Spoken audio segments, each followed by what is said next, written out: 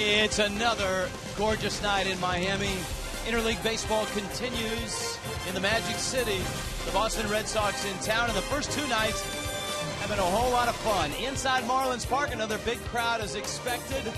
The Boston Red Sox and the Miami Marlins have split the first two games. Jose Reyes, will he lead off with a triple tonight?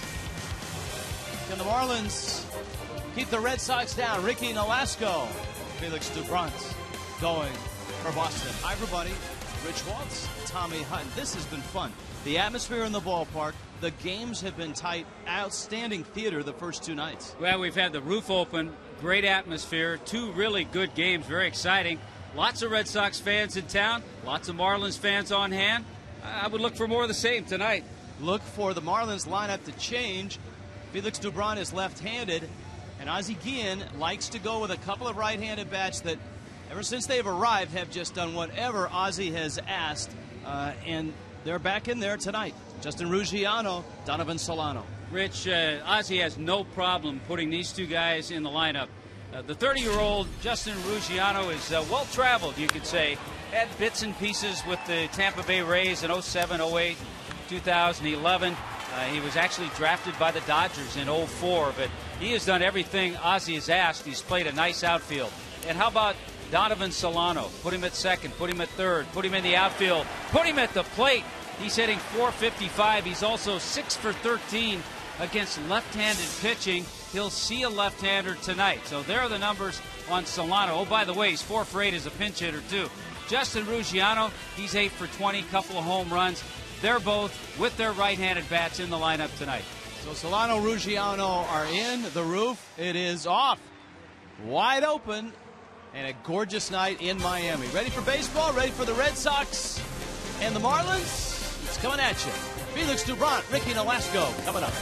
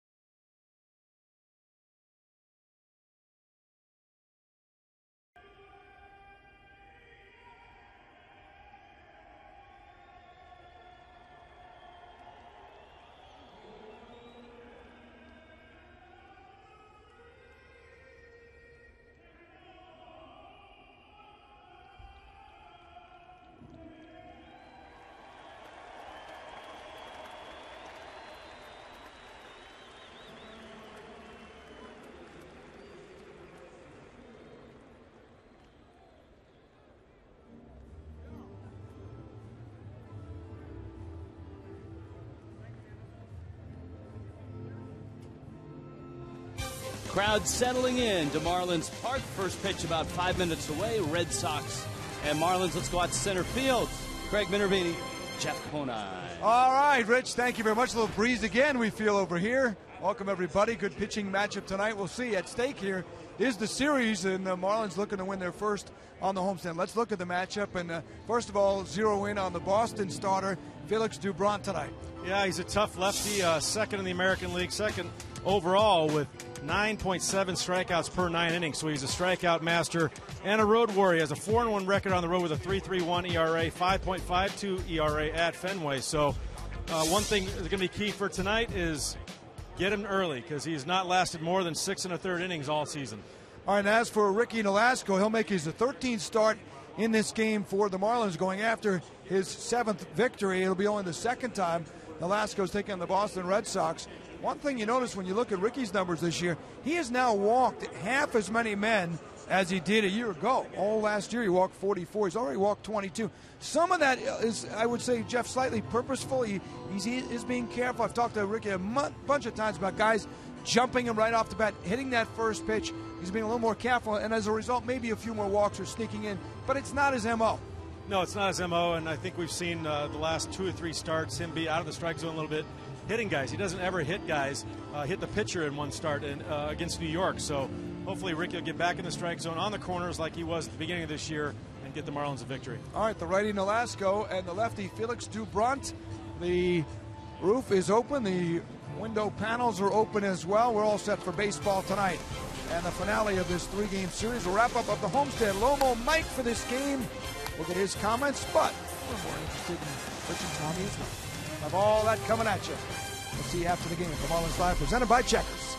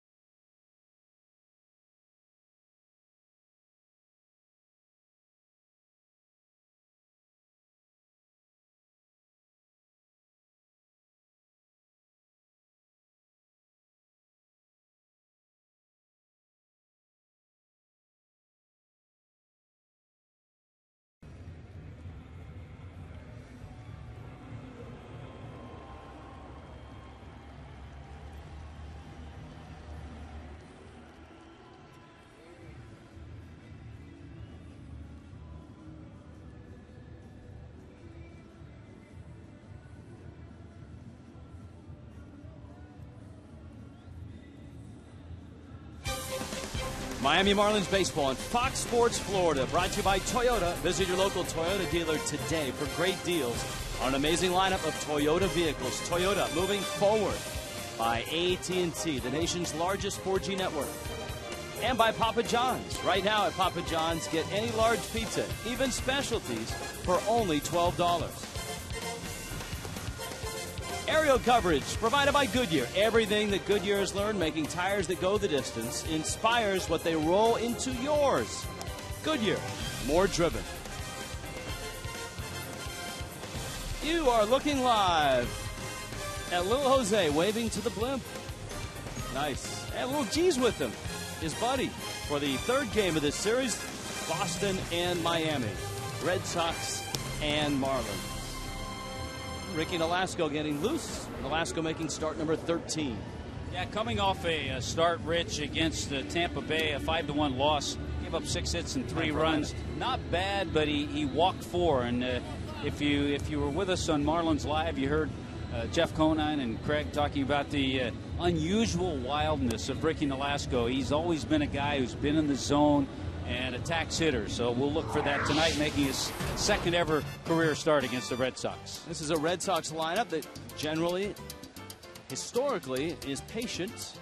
Scott Pasednik is in left field leading it off. Dustin Pedroia is at second. Adrian Gonzalez still in right field, and that allows David Ortiz to play first, and Will Middlebrooks, for the second game in a row, is at third base. Jared Saltalamacchia, the pride of Palm Beach, behind the plate. Ryan Sweeney in center. Mike Aviles is at short, and Felix Dubron, the lefty Venezuelan, on the mound. Ricky getting ready. Pinch a penny brings you the first pitch. Scott Pasednik had 3 hits in game 1. And Nolasco delivers a strike. Jim Wolf calling balls and strikes. There's a look at Pasednik, the Major League veteran, a guy that did not appear in a big league game last year. Went to camp with the Phillies. Was beaten out by Juan Pierre. With all the injuries, the Red Sox came calling. And Pasednik has delivered in a big way. Hitting at .370. This is game number 15 for Pasednik. There's the changeup from Nolasco, and he gets a strike. It's 1-2. Yeah, that's that good changeup. Ricky uses, you hear the term circle change. He doesn't have that. He uses kind of a split grip, very similar to a Josh Beckett, the pitch that he was helping Clay Buchholz with. Again. Well, if he throws it like Buchholz threw it, he'll have success with it. And Ricky strikes out Pasednik for the first out in the first. The Cleveland Clinic brings you the Marlins defense. All right, some things have changed. Donovan Solano, Justin Ruggiano in the outfield. Giancarlo over in right field. Hanley and Reyes, Infante and Gabby. And Brett Hayes does the catching tonight. Hazer has started 16 games, this being number 17. Here now is Pedroia. Ricky throws a strike. Pedroia an 0 for 4 last night. The Red Sox didn't have many hits. They only had 6. But it produced 2 runs, and that's all they needed in a 2-1 win. In game 1, Pedroia doubled and walked, and Bobby Valentine watched the Marlins beat the Red Sox 4-1. So 2 tight games, played in a great atmosphere here in Miami, with the roof open again tonight. Pedroia goes after a sharp breaking ball. You got that spiked curveball that Ricky digs that index fingernail into the ball. It helps him get a little better grip on it. That's why I think Ricky has been a winner. 70 career wins, leading the Marlins in that category. His assortment and his command of that assortment. That's the first thing whenever we're asked to give a description of Ricky, and we were asked by Don Orsillo and Jerry Remy, tell us about Nolasco, and the first thing out of your mouth is he's a winner. If you look at his career numbers, he's always been able to win. Tapper to the left of Infante. Nolasco has a first 2 outs here in the first. He gets Pasednik and Pedroia. Now he has to go after Adrian Gonzalez. Then you talk about the assortment of breaking balls, the 2 speeds on the curves, the slurvy slider / curveball, the spike curve. And those are his career numbers. There are many guys that have an ERA of a run less than that, in the mid-3s, who have a record of 500 or even below 500. But Nolasco, coming up in the Cubs organization and in the big leagues, has always been able to manage a game. It's sort of a gray area when it comes to metrics and measuring pitchers. Yeah, it's one of those areas very tough to scout, too. This guy's easy to scout. He can flat out hit. Adrian Gonzalez. He has, by the way, not been the odd man out. There's been an odd man out every night for Bobby Valentine without the DH. It was Middlebrooks the first game. It's Youkilis tonight. Here's the 1-1 pitch. It was Saltalamacchia last night. He has been the odd man out, and then he's had to play in right field where he's not all that comfortable. And if tonight holds true to form, he will get a ball out there, a difficult play in the first inning, because that's happened to him in the first inning of both games here in Miami. Nolasco with a fastball finishes off Gonzalez. Couple punch outs for Ricky, and the Marlins get their first swings.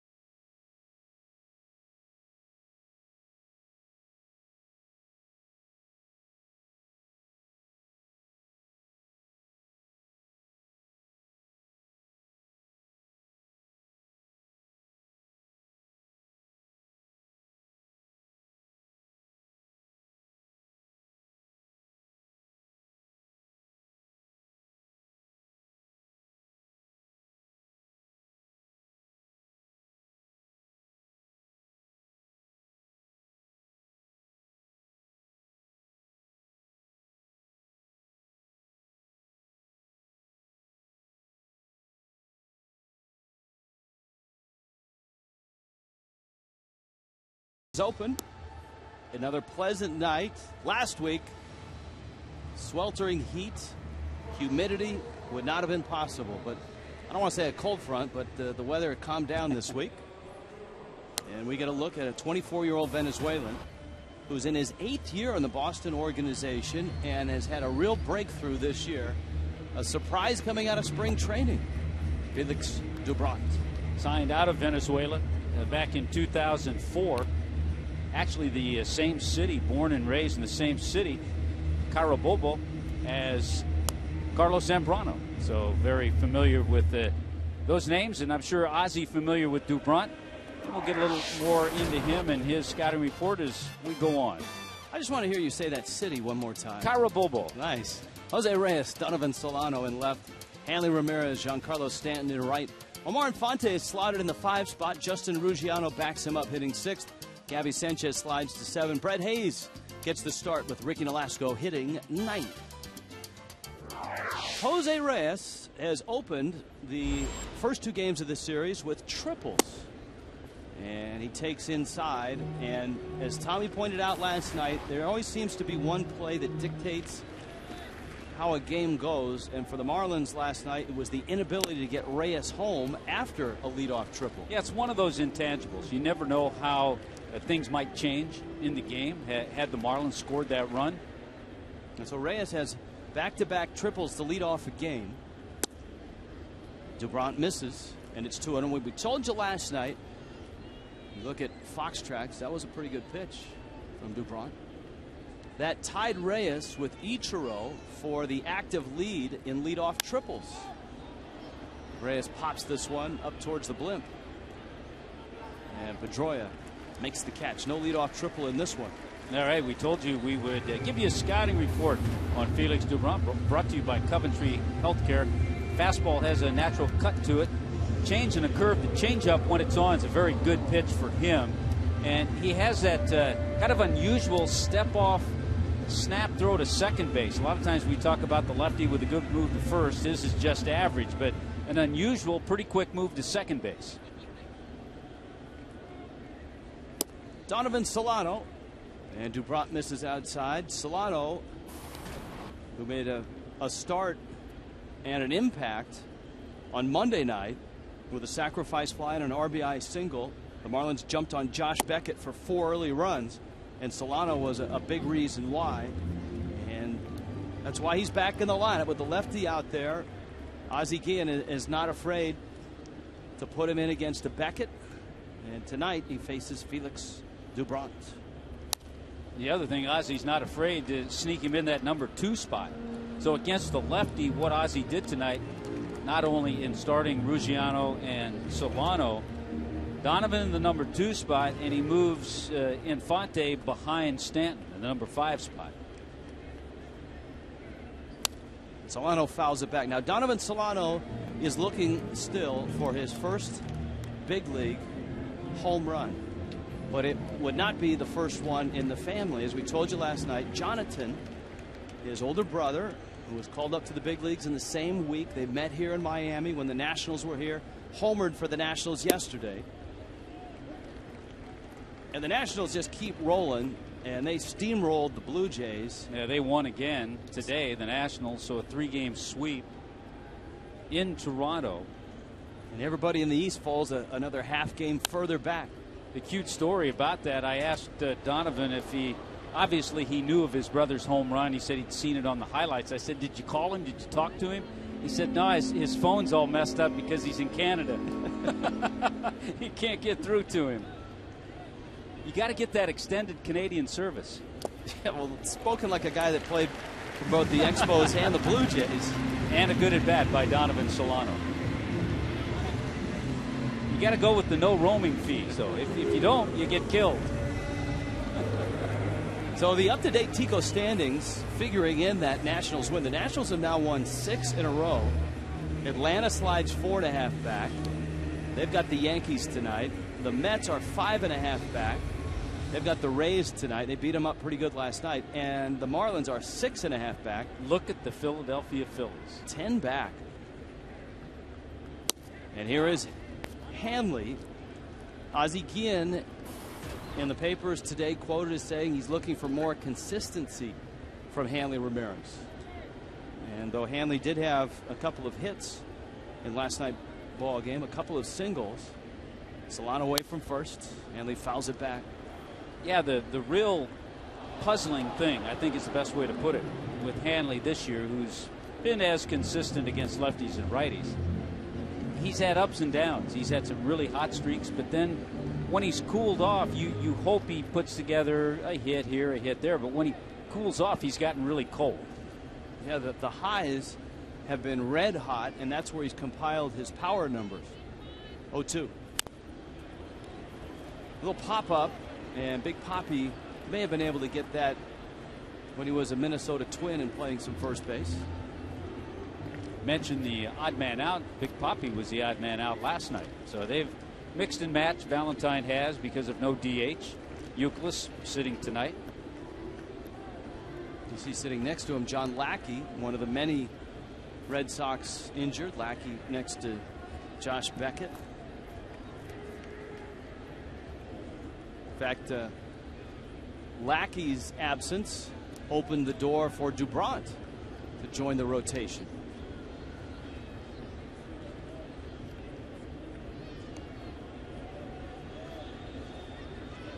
Oh and 2. Giancarlo Stanton is on deck. We're just underway. Ricky Nolasco had a 1-2-3 top of the first. Dubront with Donovan Solano at first, and an 0-2 coming. Soft liner caught by Aviles. And there's 2 outs. Good reactions by Mike Aviles, the shortstop. Ball a little bit off the hand, so slowed up just enough for Aviles to get there and make the play. If Hanley squares that ball up in the same area, he probably gets it by Aviles. Now Stanton, who had a night to forget last night. He struck out 4 times and 0 for 4.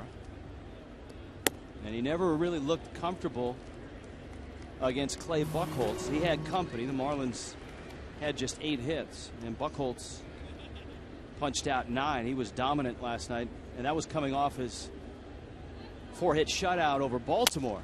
Broken bat and a big hop for Pedroia. And so both pitchers look sharp from the get-go here. Miami and Boston scoreless.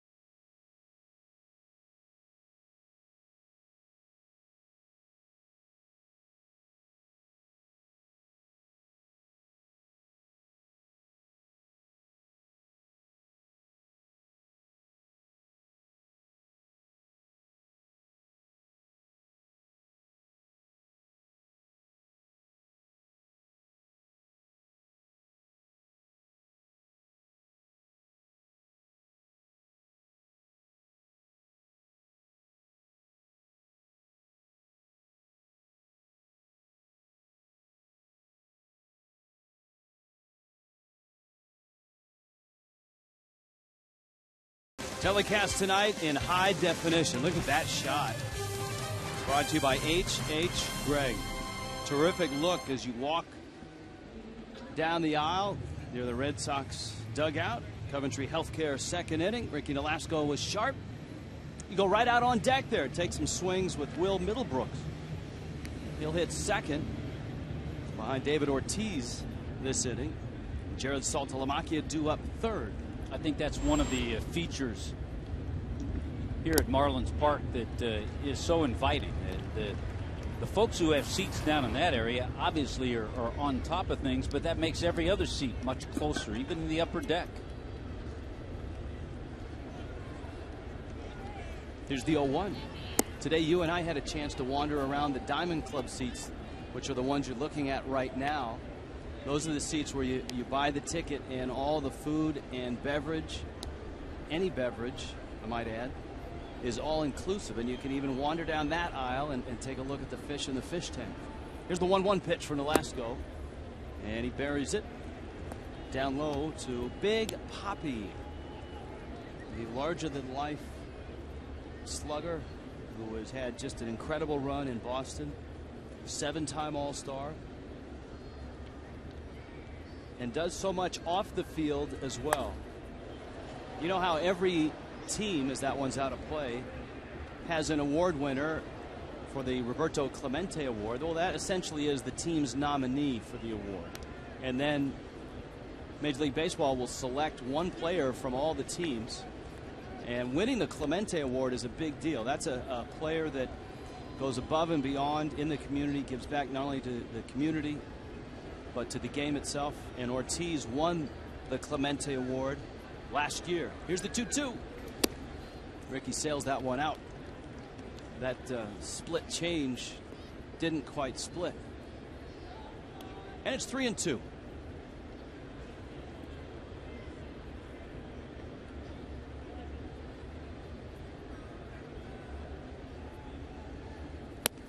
And it's out. And so Nolasco walks Ortiz in front of Middlebrooks. Randy St. Clair, Ozzie Guillen watching from the rail. And right now Bobby Valentine's coming out. You just saw him walk through your view there.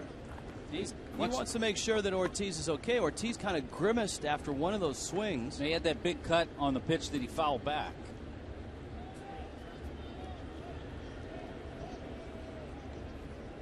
Seems to be all right. Gabby listening in. Gabby would be the one that you'd check in with when he gets back in the dugout. Here's that big cut on the foul ball. They got to grab down at that left side.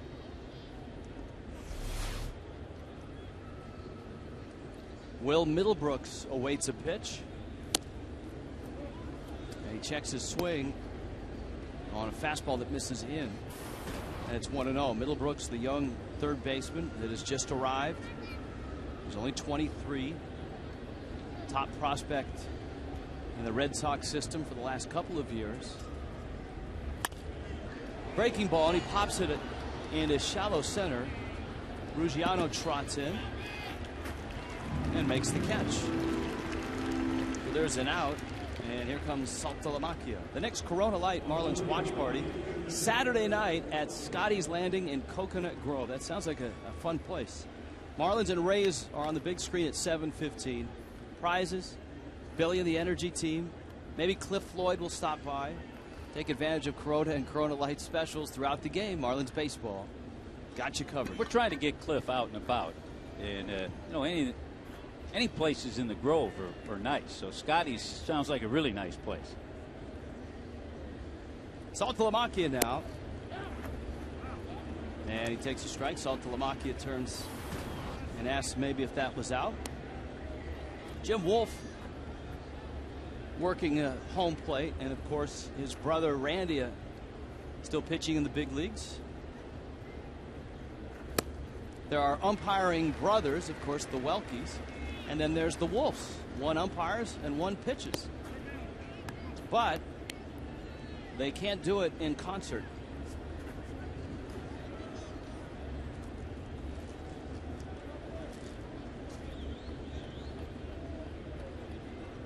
Oh, 2 pitch coming. And Ricky gets him. Oh, that's some good pitches. Did Ricky threw to Saltalamacchia and finally put him away with a high fastball. See, that's why I write salty. in my scoreboard. I thought I was going to have to do the Heimlich. I think he still has the distinction of having the longest name in baseball right now. Ever in baseball history? Major League history, yes. So you're excused then. Here's Sweeney, and he takes, and it's 1-0. Ryan Sweeney has been a nice story. Just a plus outfielder. I mean, one of the best fielding outfielders in the game, but hitting enough to get out there every day has been his biggest challenge in his career. He's never had a lot of power. You see his numbers against Ricky. Sweeney's out of Cedar Rapids, Iowa, and he played for Ozzie Guillen. He was a White Sox draft pick. In 08, traded to the Athletics, and then traded to Boston with Andrew Bailey.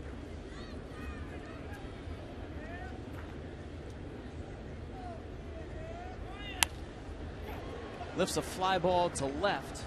Solano, now remember, he hasn't played a whole lot of outfield, is there, and he makes the catch.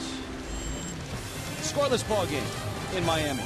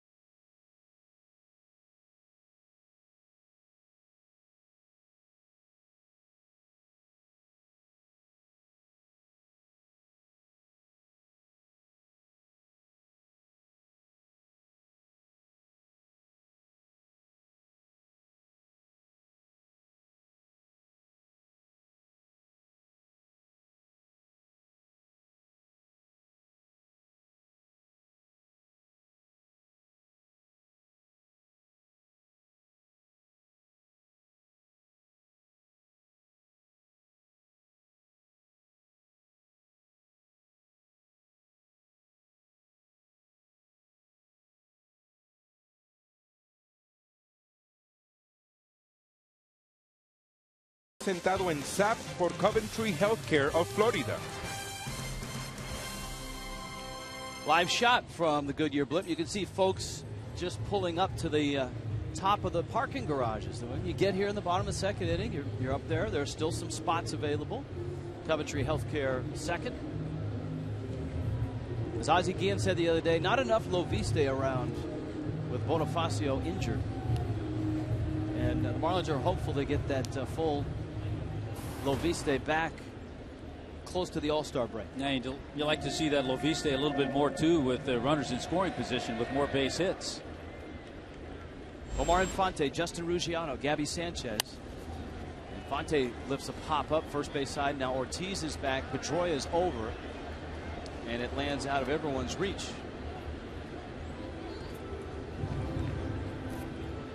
Poppy and Petey going after that one. Pedroia and Ortiz. My money would be on Petey. Yeah, I think Poppy just said, Petey, everything's yours. He played 2 games at first base last year. Well, he might get a couple more because the Red Sox, after this series, go to Wrigley Field. That'd be a fun series. Cubs and the Red Sox. Ball and a strike. Bobby Valentine back in the game after a long absence. Valentine, his managerial career is pretty extensive and rather unique. Parts of 15 years in the major leagues. Long time with Texas, and of course a run with the Mets. Got to the postseason twice with the Mets, to the World Series in 2000. I think people forget about the 7+ years he was with the Rangers as their manager, and then 7 years as a manager in Japan. Dubron with a sharp breaking ball finishes off Omar Infante. Cleveland Clinic, Florida brings you the Red Sox defense. And there's a look with Podsednik, Sweeney, and Gonzalez in that outfield. Will Middlebrooks, Aviles, he's already made a nice play tonight. Pedroia and Ortiz. And Jared Saltalamacchia. Look at how tiny that is to get that all fitted right in the one little square. Ruggiano pulls it foul. But our crack staff could do that. Ruggiano, I think, is a good example of a guy who has stuck it out looking for an opportunity, and now he gets that opportunity and he has taken advantage of it. Swing and a miss. Dubron with a nice changeup.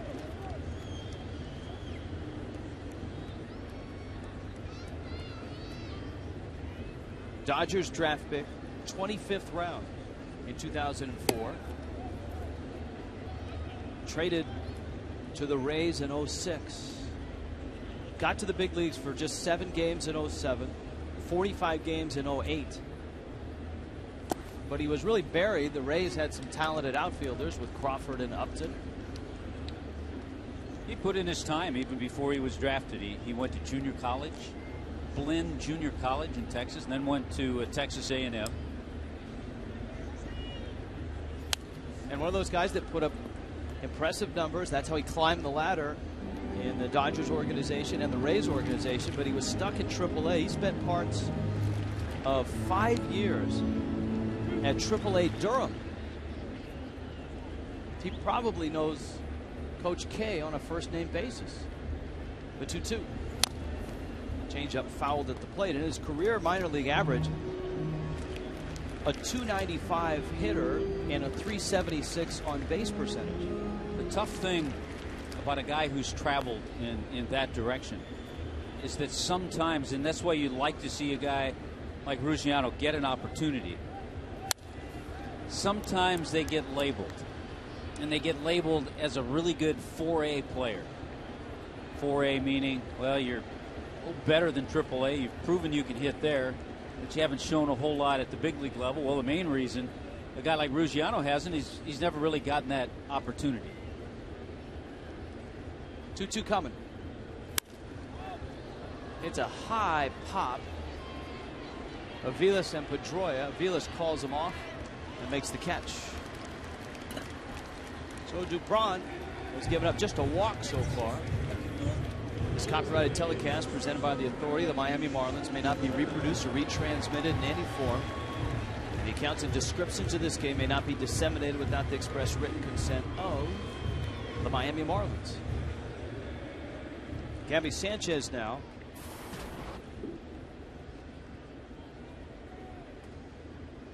Sanchez last night 0 for 4 with 3 strikeouts. And Dubron throws a strike. Logan Morrison not getting the start tonight. Morrison, another home run last night. Off day tomorrow, and you would expect to see Morrison against the Rays right back in there in that series in St. Pete starting on Friday night. Yeah, no, on Friday night it'll be a lefty. He'll probably be in there against Matt Moore. Matt Moore against Carlos Zambrano. That's an interesting start for a lot of reasons. How is Zambrano's back? And if it's not great, will he tell Ozzie Guillen the truth this time? Yeah, I hope he does. And the other thing, he won't have to hit, so he won't have to worry about that. Right-handers for the Rays after that, Shields and Alex Cobb. 1-2. Gabby pops it up. Ortiz makes the catch. Felix Dubron, a 1-2-3 second.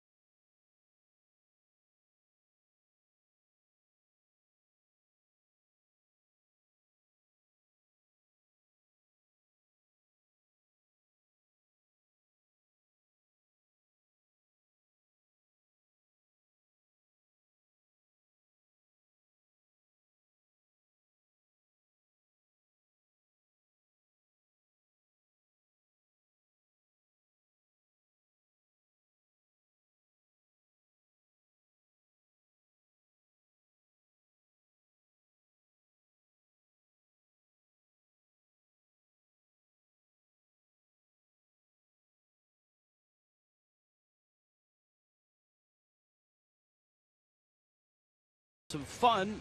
We've mic'd up Logan Morrison. Mic check, 1 2 1 2 1 2. Vámonos, niño. Let's go. Could they get a bigger mic, maybe? I like the roof up one way better. Hey, go shopping at the Gap here, kid. Oh, dude, it's called a quiff. You just come to the side, you get a little volume up here, Why and you'll be do you looking and sexy Petey in no like- time. Yeah, but why you and Petey like that haircut? Because it's in. It's in? Yeah, it's in. Or are you guys trying to make it in? No, it's in. See, that's what players talk about in the dugout. Hairstyles. Micah Vilas. Nolasco with a breaking ball. Ricky's looked sharp tonight. Yeah, he has. 3 strikeouts, he'll walk. Avilas, Felix Dubron, and Scott Posednik. I think early on, just the fact that he threw some good changeups in the first inning, that just plants a seed in the hitter's head. They say, okay, we know he has a fastball and that big curveball. He's throwing a good changeup there. That one is in the gap.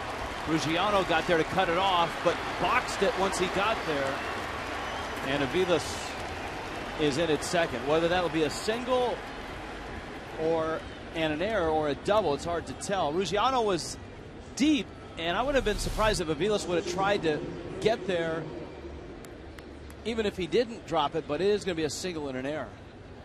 Yeah, you have to take into consideration the throwing arm. Ruggiano has a good arm. He's going to be charged with an error. You see the ball kind of bounce back the other way.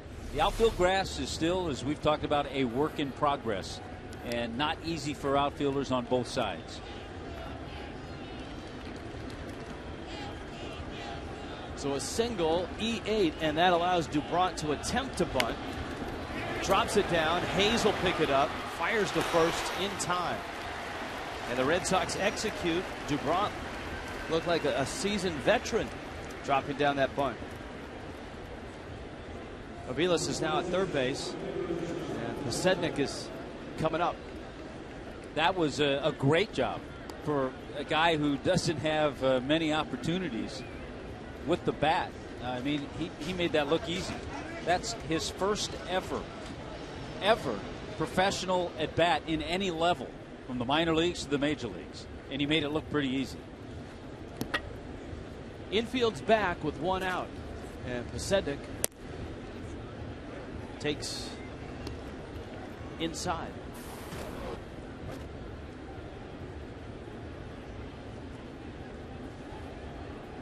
You see Hanley a few steps behind the bag at third. Everybody else is back, so a ground ball scores this run, and there's the ground ball, and here comes the run.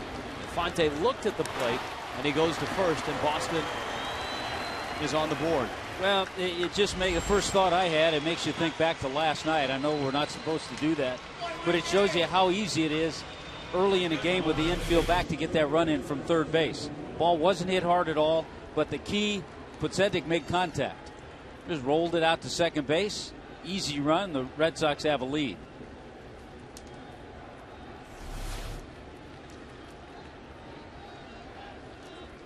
Pedroia. Breaking ball in the corner for a strike. Pedroia bounced to second, back in the first. And depending on what Pedroia does, that could be an unearned run.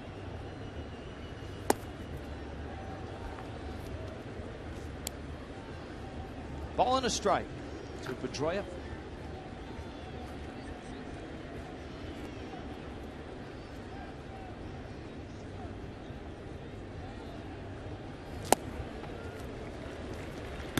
He takes a mighty rip. It is fun to watch him hit because he leaves nothing out there. I mean, it's like every ounce of strength that he has goes into that swing. In contrast to a David Eckstein, another smaller player. Pedroia, small of stature, but just takes that big rip. And boy, does he have a resume. Well, yes. Well, you don't win an MVP award without putting up big numbers. Now, last year he had 37 doubles, 21 homers, and drove in 91 runs. Smacks a liner to right. Giancarlo is there, and he makes the catch. Boston's on the board first, 1-0.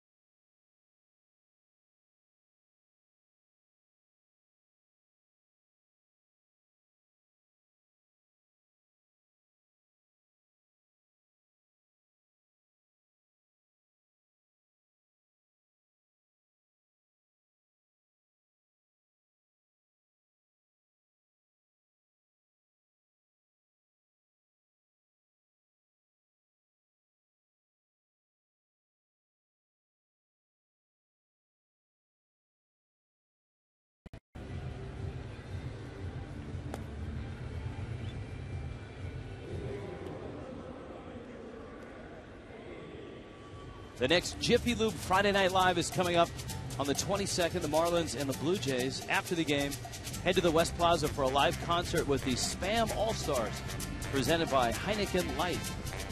Lock in your tickets today, 1-877-MARLINS. Or go to marlins.com. Now, is he pulling for the Red Sox? Is he pulling for the Marlins? He has World Series rings with both. Mike Lowell here. Hey, Mike Lowell's probably playing it right down the middle. Look, he's got one. Lives in Miami. The kids are See, look at that. He is right down the middle. He's right down the middle. The kids have one has a Red Sox cap with a Marlins jersey. The other has a Marlins cap with a Red Sox jersey. Way to go, Mikey. That's perfect. Does some work on MLB Network. He does a nice great job. Looks good in a suit. I didn't know he owned a suit. Dubron has fallen behind Brett Hayes 2-0. Splits the plate with a fastball. Hayes getting the start in the 8th spot. Ricky Nolasco and Jose Reyes due up here in the 3rd. Boston has the first run of the game. First one to score has won the first 2 games. Marlins in game 1, Red Sox game 2. Foul back, the count's 2-2. East Coast games underway in Major League Baseball. The Yankees have scored first in Atlanta, 1-0.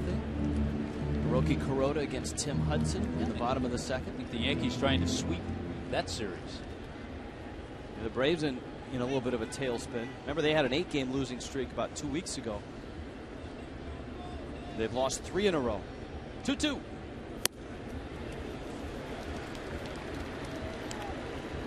Down goes Hayes. A couple strikeouts for Dubron. Here comes Ricky Nolasco. Rays and Mets are scoreless in the top of the 3rd. The Mets had a big win. Scored a bunch of runs last night. Baltimore leads Pittsburgh 3-0 at Camden Yards. Nolasco takes a strike. Reds and Indians are matched up. And the Reds have a 1-0 lead middle of the 3rd. Tremendous pitching matchup in that Mets-Rays game. Get David Price against R.A. Dickey. Quite a contrast. The win leaders in both leagues matched up in that ballgame. Yeah, Dickey 9-1, Price 8-3.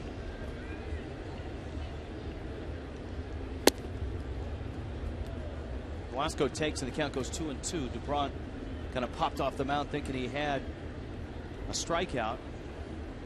I tell you, the other 9-game winner though in the National League, also going tonight.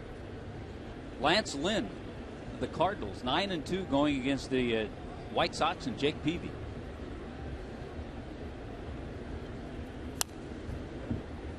The Cardinals always seem to have a starter that has a surprise year, that, you know, is not Chris Carpenter or Adam Wainwright, that wins 13, 14, 15 games. Jaime Garcia had a great rookie campaign. And it used to be that it was a Dave Duncan reclamation project. Yeah, you could go back a number of years and say Kent Bottenfield. Well, when Kyle Loesch got there, he kind of all of a sudden sparked a life. Joel Pinheiro had a nice run there. Of course, now it's Derek Lilliquist who's the pitching coach there, with Tony La Russa and Dave Duncan retiring. Well, Ricky has proved to be a little more of a pest than Felix Doubront thought. The count's 3-2 now.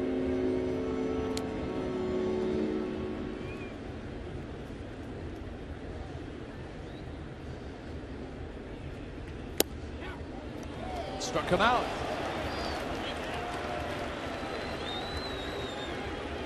So a pair of strikeouts to open up the bottom of the third. Let's take a look at pitch 8. Boy, that's on the black and at the letters. That's one, if you're Ricky, when you walk away from that, you just mumble under your breath to Jim Wolf, the home plate umpire. I hope I get that call too. Loud enough for him to hear. He can't throw you out for that.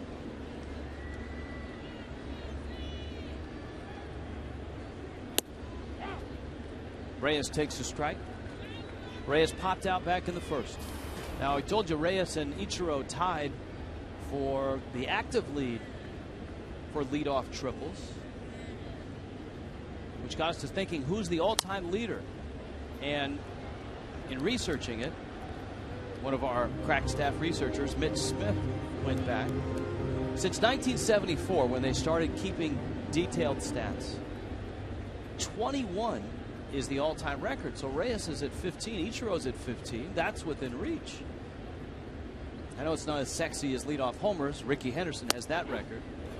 That's at the knees, and Reyes is rung up as well. Felix Doubront strikes out the side. We'll tell you who that all-time leader is when we get back.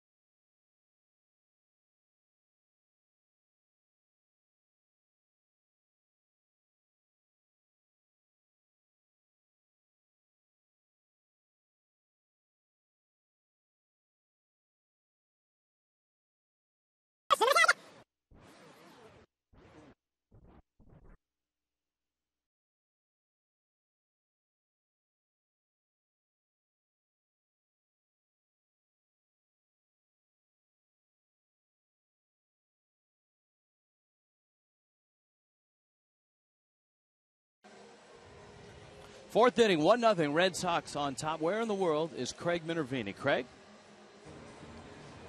Hey guys, I'm in the center field garage right on the top on the 6th level here. Believe it or not, fans, last wave just came right by me. A lot of good fans here. Now we're trying something new because I'm looking way up at the blimp here. seeing if our technical mic and our sound system works. And I guess so far, okay. It's a beautiful night out here, and the cars are filling up. And by the way, you can get a spot up here if you come to the Marlins game. Go to Marlins.com. There are garage spots available on a game-by-game basis. How about that view? Let's go back to you. Well, that's a nice job, Craig. Although Tommy was commenting on your tie selection from the blimp, you could make it out pretty well. Yeah, I think so. Guys up in the blimp loved it.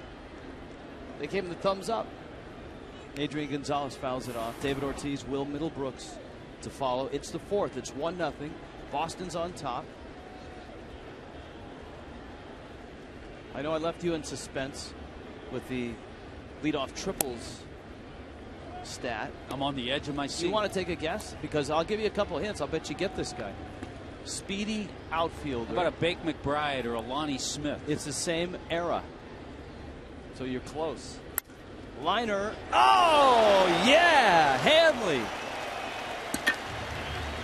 Way up to get it. And he robs Gonzalez of a hit. I'll never forget a spring training game up at the Roger Dean Stadium in Jupiter early on. One of the first games, Hanley was at third. Somebody hit a line drive, and it went over his head. And he said that day, he said, just getting used to this position. Don't worry, during the season that won't happen. And that was a difficult play, probably more difficult than the one in spring training. And I remember that line drive because he didn't react. No. And you and I looked at each other like, oh, my God, he's going to get killed there. That's a great play. Here is Ortiz. How about an Ozzie Smith? I'm on the wrong team, I think. You are. I'm in the right era. Here's a good hint for you. He managed one of the Marlins speedsters in the minor leagues.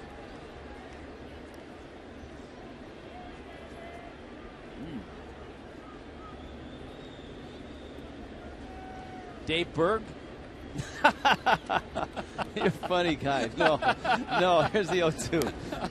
And Big Papi fouled it off. No, but it wasn't in the Marlins system.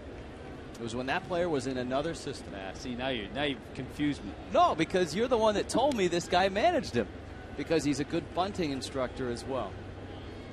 Brett Butler. There you go. All right. There you go. Who managed Bonifacio? There you go. Yeah.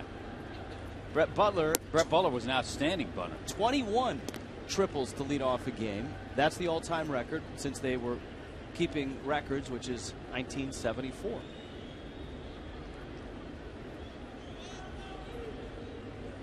One-two pitch. Ortiz hammers that one to left field. It's deep. Back goes Solano towards the Clevelander, and it's in the Clevelander. Big Papi goes opposite field, flashes a low viste to Reyes as he rounds second. And Boston makes it 2-0. Yeah, that's a great example of a ball that at Fenway is probably a hard single for David Ortiz. So Fenway gives and it takes. And in this case, on the road, this line drive to the opposite field on a pitch that was up sneaks its way over the fence and into the Clevelander, and Ortiz has himself a home run for Big Papi, number 15 on the year and number 393 in his career. Will Middlebrooks. Velasco misses in. Big Papi's got some big bling there as well.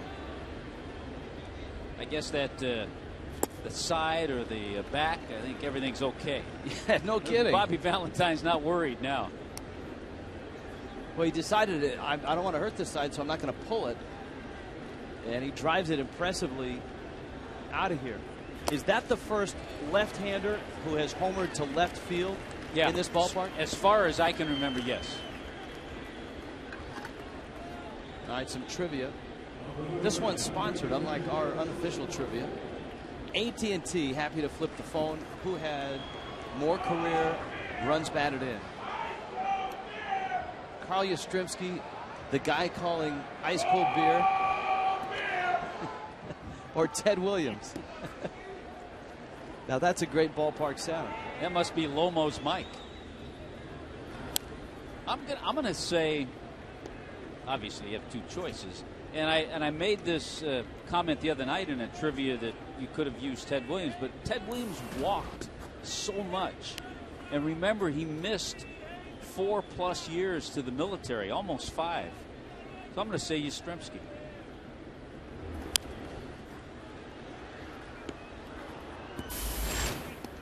You know, it's just like you are taking an SAT test there, Tommy Hutton. You're like eliminating things. A doesn't work, not so much B. The odds are it's C.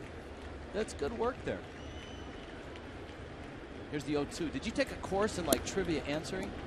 No, but the problem was I didn't have that same thought process when I took my SATs. That's why I signed when I was 18. I'll go with Yastrzemski as well. Here's the 1-2. Saltalamacchia goes down and gets it. Stanton racing into the gap, makes the catch. Big Poppy goes Oppo. And the Red Sox have built a 2-0 lead.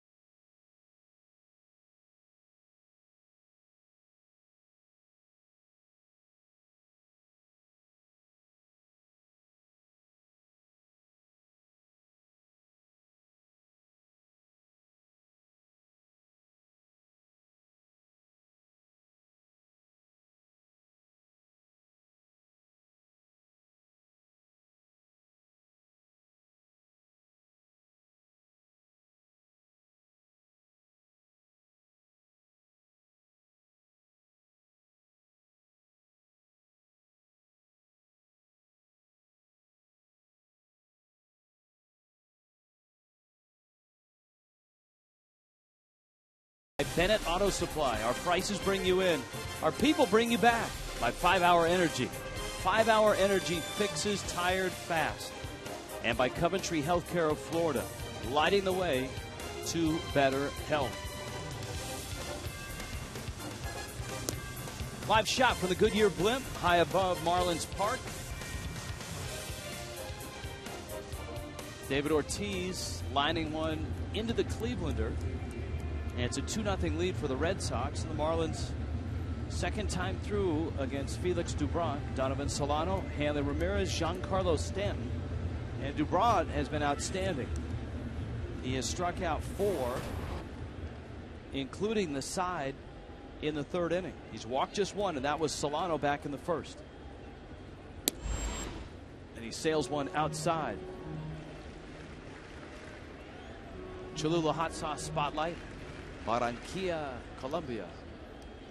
And of course, as we talked about, he's one of only 13 Colombian players to get to the big leagues. Marlins called him up, and about a week later when he was here in Miami, the Nationals called his brother Jonathan up. Jonathan's a couple years older, a catcher for the Nationals. And so they became the 12th and the 13th players ever from Colombia. A great story. He's had good at bats. He actually had a good at bat in the 1st when he drew the walk. There haven't been many. The Marlins have popped up 3 different times. Dubron has 4 strikeouts.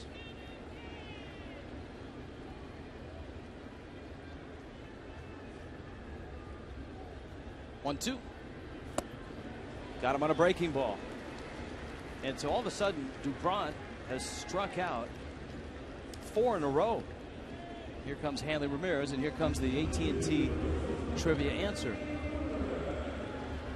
Who had more career runs batted in, Carl Yastrzemski or Ted Williams? We're going with Yaz. Not by much. Not by much. Wow. Thank you. Thank you.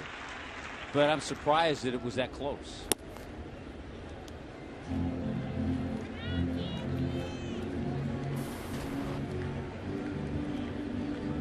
Hanley's liner found the glove of Micah Vilas.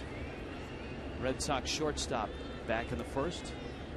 Of balls put in play, that's probably the hardest hit ball for the Marlins tonight, and Hanley didn't hit that one all that well. And Dubron is one of those guys that,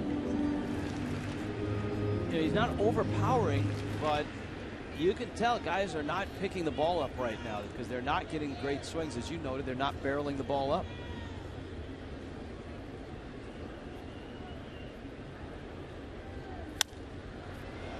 And Hanley hits a soft fly ball to right.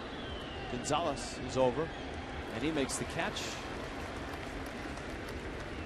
And here comes Giancarlo Stanton. Been a struggle even for Hanley with the 2 hits last night. He's 3 for his last 31. But you know what? Sometimes the quietness and getting away. I saw Hanley today back in the batting cages, and he was the only one in there. There wasn't a tee. There wasn't anybody throwing him BP, and he was just gripping the bat, taking his stance, taking a few strides, just trying to get the feel. And sometimes just doing it that way can get you turned around. Stanton broke his bat on a ground ball to Pedroia, and he hits that ball high and deep. Boy, he just missed it. Pasednik takes a long route, finally gets there, and makes the catch. And Felix Dubron has not given up a hit through 4.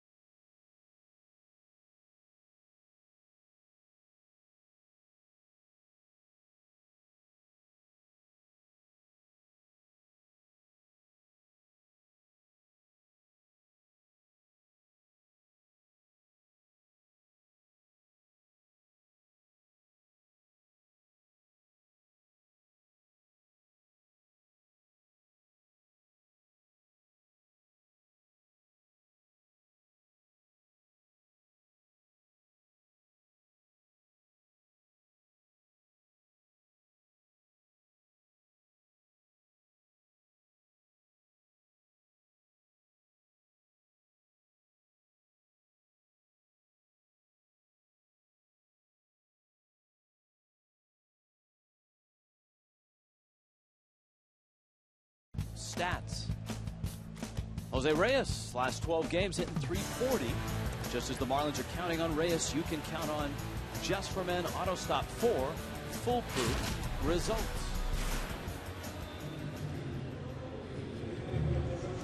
Subway 5th, and this one's flying mainly because Felix Dubron. Oh, what a look from the Goodyear blimp. That stopped me in mid-sentence. Yeah. That is what a look. That's a view that Floridians enjoy every night. That sun setting on the west coast of Florida. It's always a great sight. You get down to Key West. You can see it coming up. You can see it going down. Ryan Sweeney, Micah Vilas, and Felix Dubron. Pulled to Infante. While we have that shot, we'll remind you that aerial coverage provided by Goodyear. Everything that Goodyear has learned making tires that go the distance inspires what they roll into yours. Goodyear, more driven. Little Jose out for a little batting practice, and when he was out, he had a chance to see the Goodyear blimp.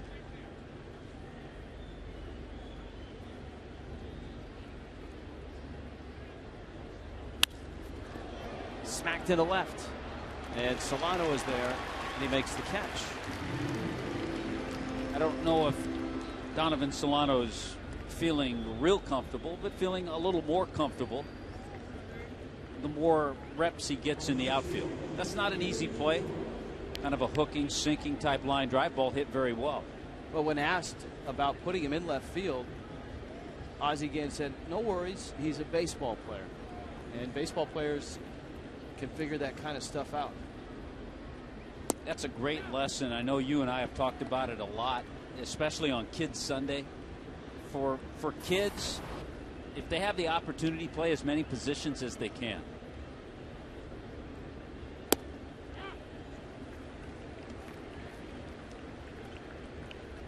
Breaking ball, a strike to DeBront.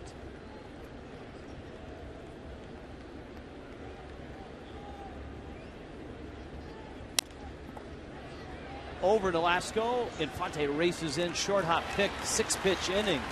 That's why this game is flying. Ricky's working quickly, and so is DeBront.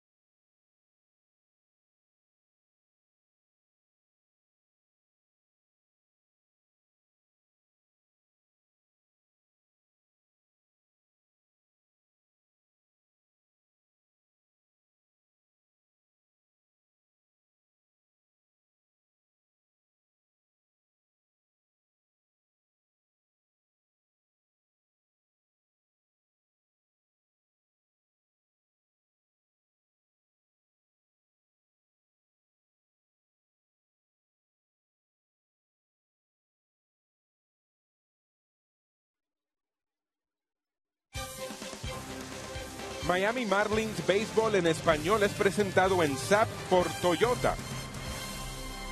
Those are the Fiesta Suites down the right field line. Two guys who have good seats as well in the subway fifth. Joe and Cookie. Tommy, Richie, how you guys doing? Good, good. Hi, guys. How are you? Hey, guys. How are you? All right. Joe, welcome to Marlins Park. Thank you very much. We always enjoy talking to you, Joe, when Raul is on another assignment or off doing things. I saw last night. Listening to the game, the basketball game when I left the ballpark, and I heard that he was, broadcasting the game, and all of a sudden I got here today. I said, "What are you doing? Well, you flew here already?" No, that's my clone. So you did the game last night in Oklahoma City, Joe? No. He did it here. No, I did it here. Yeah. I said I was going home, and I thought I heard him, talking, and I said, I'm here, I'm there, I'm everywhere, guys. I'm all over. All right, Cookie, what kind of approach do we need to have against this left-hander, DeBront? Well, not try to pull the ball, and he's got a great curveball, and he's using that one, and his changeup and his fastball at 93 miles an hour, trying to go to the middle with him, I would say. And try to do the little things that Boston did, sacrifice, move the guy over, ground ball to second base. They got to run. And then Papi hit a line drive that really I never thought that a left-hander can hit a ball like that over the fence in left field for the second run of the ball game. We got to be more aggressive and get in base. That's all we have to do. Well, a base hit would be a start, that's for sure. You've got Infante, Ruggiano, and Gabby Sanchez against Dubront. And a breaking ball tapped down the third baseline. All right, guys, have a good show tonight. All right, you guys. All right, guys, take care. Take care. 0-2 the count to Omar Infante. The Marlins have gone 4 innings without a hit. The only runner that Dubront has allowed was Donovan Solano, walked him in the first.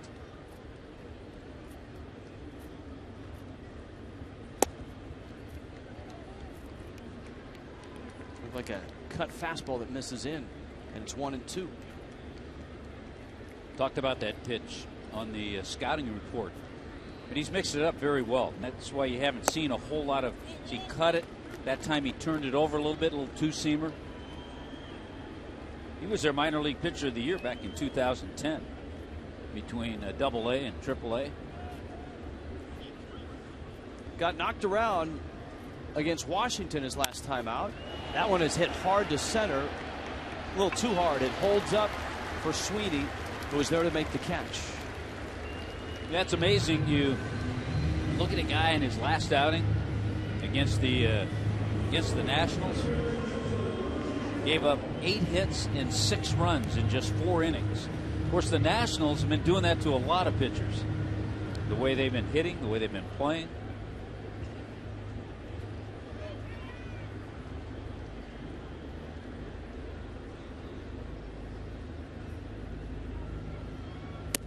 Yeah, Bryce Harper homered and doubled off of Dubront in that ball game. There's Ruggiano. Harper had just 1 hit today, but Tyler Moore had his first 2 big league homers and drove in 5 runs for the Nationals, and they beat Toronto, swept Toronto 6-2. It's that kind of year when Davey Johnson, doesn't matter who he puts in the lineup. Jonathan Solano was in the lineup yesterday, had a couple hits, hit his first major league home run. Moore with 2 home runs today. Moore was in there for Adam LaRoche. Steven Strasburg reached 100 strikeouts and won his 5th straight game. And the Blue Jays may have lost another starting pitcher. Kyle Drabeck left. It's a high fly ball. Sweeney backpedaling. Makes the catch. The Marlins hit a couple out to center, and Dubront has a 2-0 lead. His manager looks calm. Toyota trend. Boston has won all 3 series against the Marlins. 98, 2000, and the last time they were here was 2006.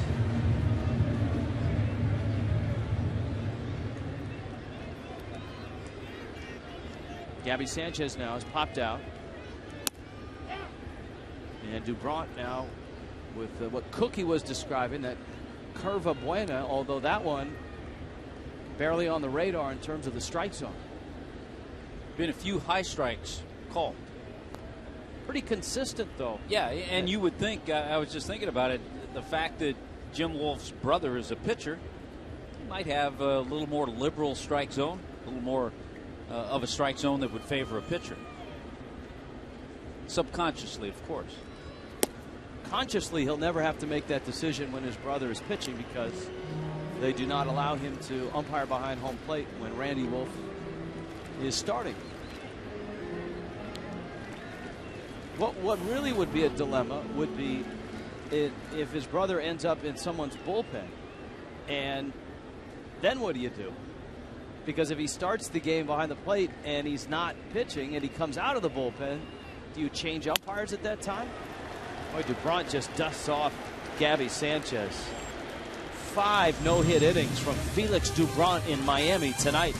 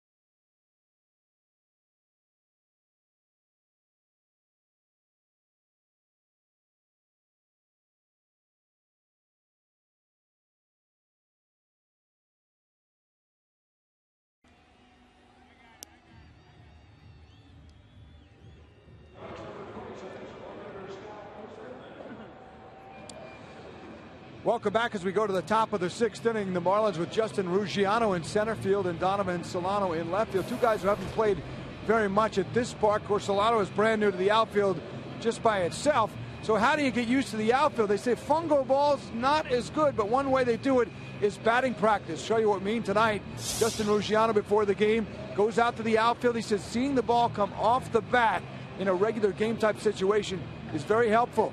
There's Ruggiano doing that. We'll show you Solano here.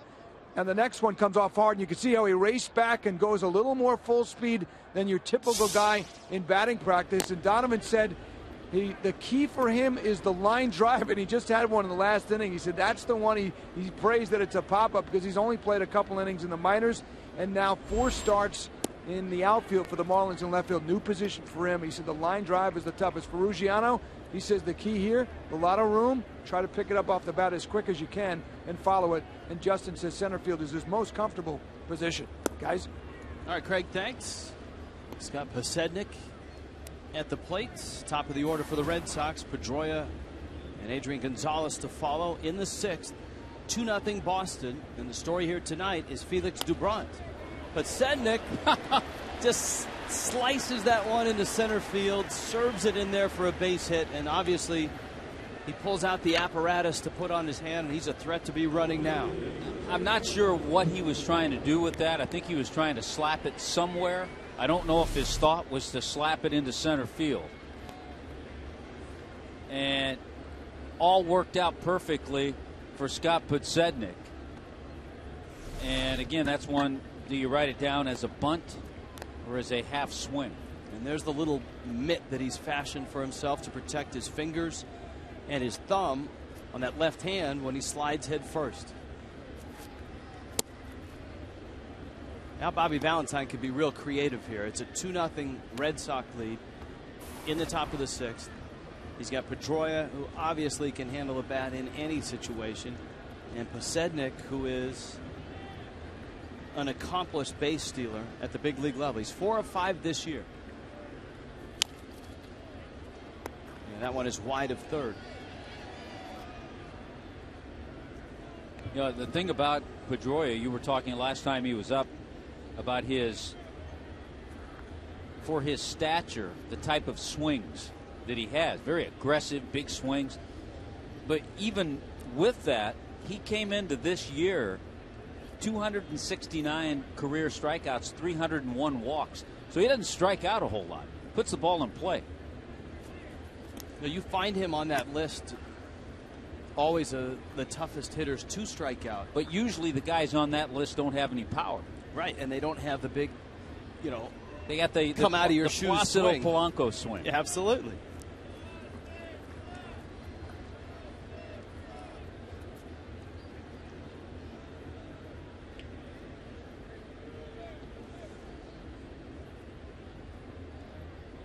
I mean, the great contrast in this Boston lineup would be to look at Pedroia and his career home run numbers, and then look at Ryan Sweeney and his career numbers. And Sweeney is a much larger man who has hit just 14 home runs in over 1,500 major league at-bats.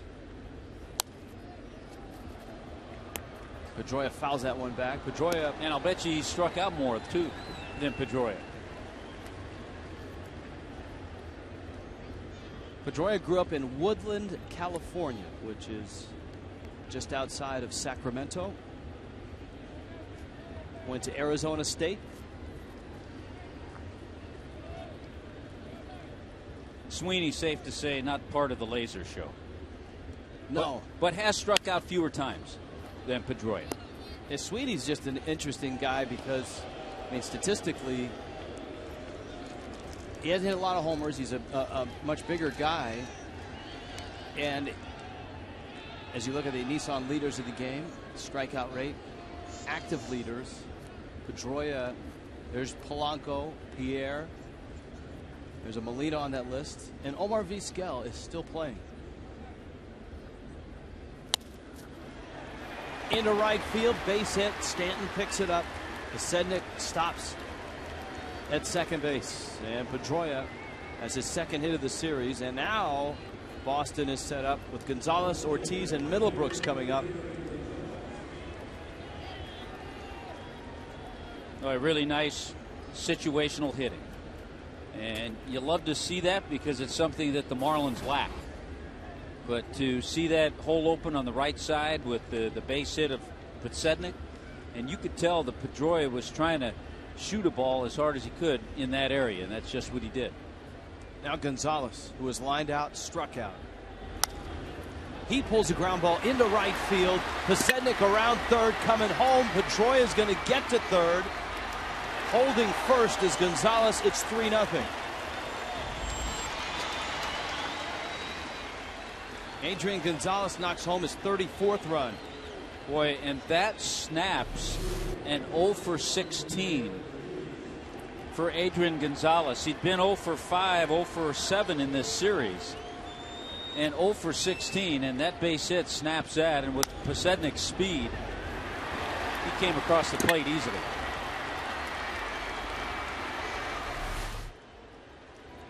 Now Ortiz at the corners, nobody out.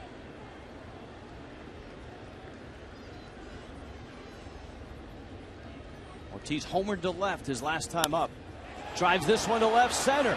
This one's deep. Ruggiano, right turn, makes the catch. Tagging and scoring is Pedroia. Ruggiano was headed for the fence, thinking that had a chance to get out, and then all of a sudden found it again and had to adjust his course rapidly. I think a little tougher, and we talked about this the last couple of nights with the roof open. A little tougher dealing with this type of ball with the roof open. You have a little swirling wind perhaps out there. You've got the sky instead of the roof when it's closed. But a good recovery by Ruggiano. Middlebrooks. And he takes inside. So Boston with 3 consecutive hits and a sacrifice fly. Gonzalez still at first base. Ortiz has driven in 2 runs. A little broken bat. Hanley got one there. Infante, nice pick by Gabby Sanchez at first. That ends the inning, but Boston stretches the lead. 4-0 to the bottom of the 6th.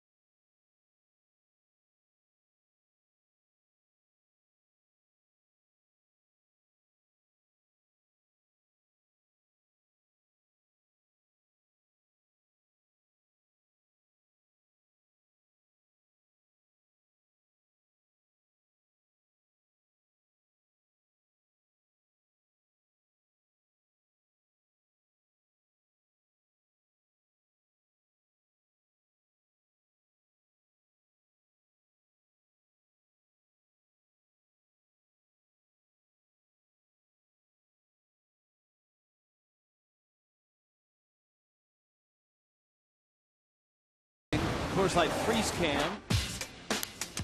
This was the leaping catch, full extension. Hanley Ramirez. Coors Light freeze cam brought to you, of course, by Frostbrewed Coors Light. In Miami tonight, the roof is open, the rolling windows wide open. The story, though, is a 24-year-old Venezuelan lefty, Felix Dubron. And in the bottom of the 6th, Dubron has not given up a hit. You see his line, 6 strikeouts, a walk. The walk was to Donovan Solano back in the first. Brett Hayes is up. Austin Kearns is on deck. And a slow breaking ball for a strike to Hayes.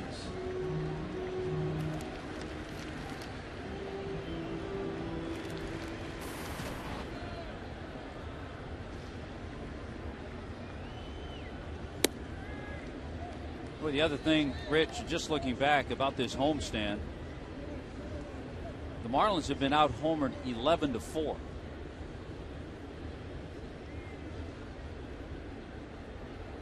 Here's the 1-1 to Hayes. The Marlins did not have good swings first time through. Better swing second time through. There were some hard balls hit, especially out to center field and Ryan Sweeney. But Dubron, with the 6 strikeouts, just the 1 walk.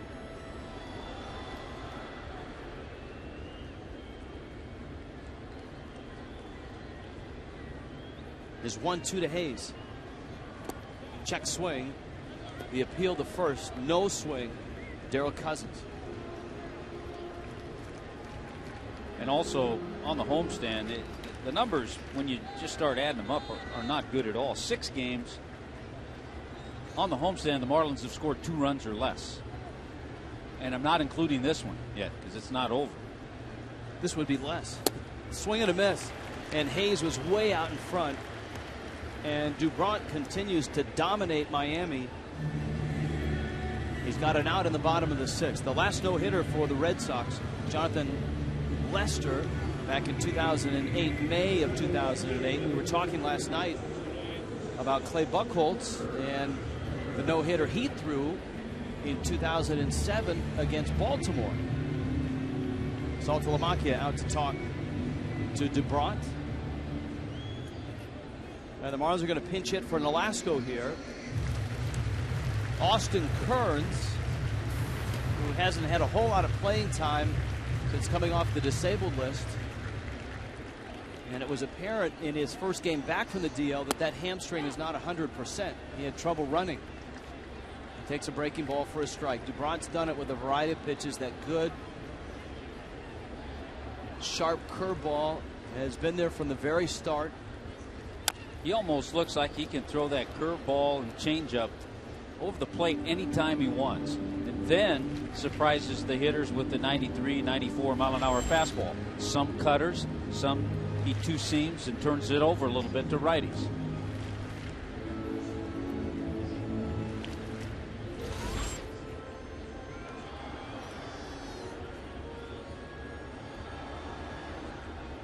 Seven strikeouts, and he's 0-2 on Kearns.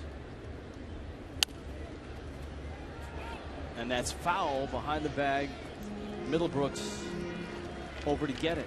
Dubron has made 12 starts. 6-3 record. He's been a nice surprise in a season filled with injuries, both in the rotation, in the starting 8, in the bullpen. Dubron came out of spring training a starter and is impressed. Ran that cutter in. Yeah, there's that cutter. Yeah, his season high and his career high for strikeouts is 9. He did that against the Orioles back in the middle of May. Pitch number 4 didn't miss by much. 1-2 coming. And he really tied up Kearns. Elevated a good live fastball at 95. This is as good a stuff as the Marlins have seen in a while as far as all 3 pitches that Dubron is featuring. That's 8 strikeouts. He struck out just 1 in the first 2 innings. And since then, there's a drive to left, and it's deep, and Reyes hits it out. No hitter gone, shutout gone.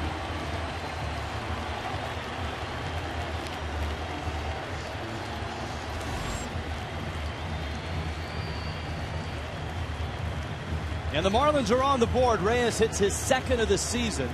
Both of his home runs have been from this side of the plate. Boy, he got that cutter just in his wheelhouse. Also for Reyes, his second of this homestand. He homered against the Braves.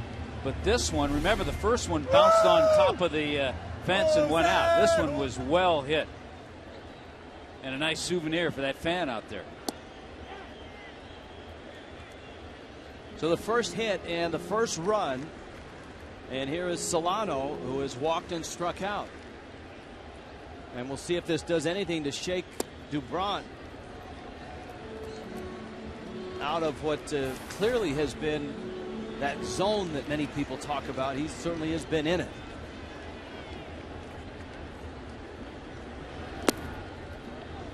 Buries a changeup.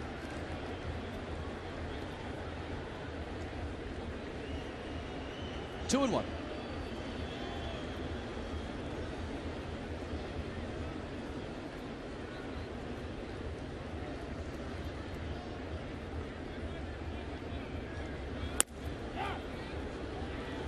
That changeup a strike. A lot of times we've seen him go back to back with the changeup. Not afraid to do that at all. He struck out Solano on a curveball in the fourth, walked him in the first. And the cutter does the trick here. So he strikes out 3 in the sixth, but in between, Jose Reyes goes deep. Red Sox still on top though, 4-1.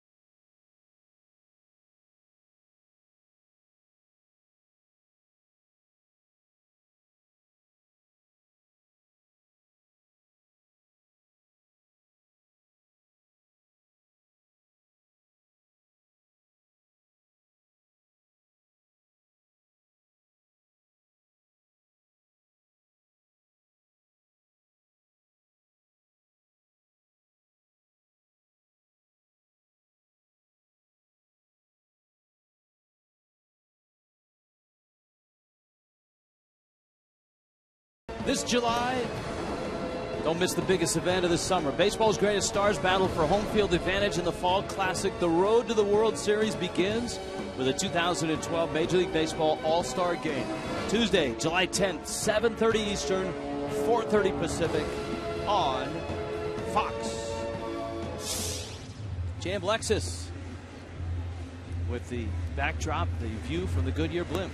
Game reset. Felix Dubron, a no-hitter into the bottom of the sixth, broken up by a Jose Reyes homer.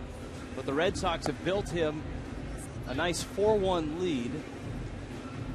Marlin bullpen will try to keep it there as Ricky Nolasco was lifted for a pinch hitter. There's Dubron. All he's done tonight is struck out 9, walked just 1, and that Reyes home run, the only hit of the ballgame. Ricky Nolasco, 6 innings, 5 hits, 4 runs, 3 earned, a walk, and 4 strikeouts.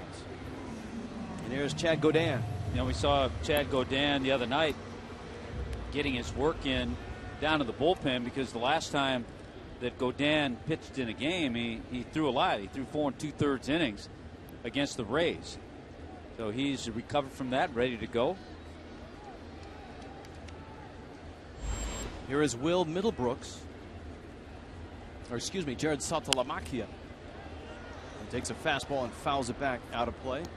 Saltalamacchia, Ryan Sweeney, and Micah Vilas. Yankees have a 1-0 lead in Atlanta. That game is only in the bottom of the fourth. And it's a 1-0 game. This one has flown here. It's 4-1. Pitch misses out, and the Mets have scored first in St. Pete. R.A. Dickey, outdoors or indoors, is tough to hit. 5 innings, 1 hit, 9 strikeouts for Dickey. David Price has struck out 8 in 5 innings. And it's now 4-0 Mets in the top of the 6th.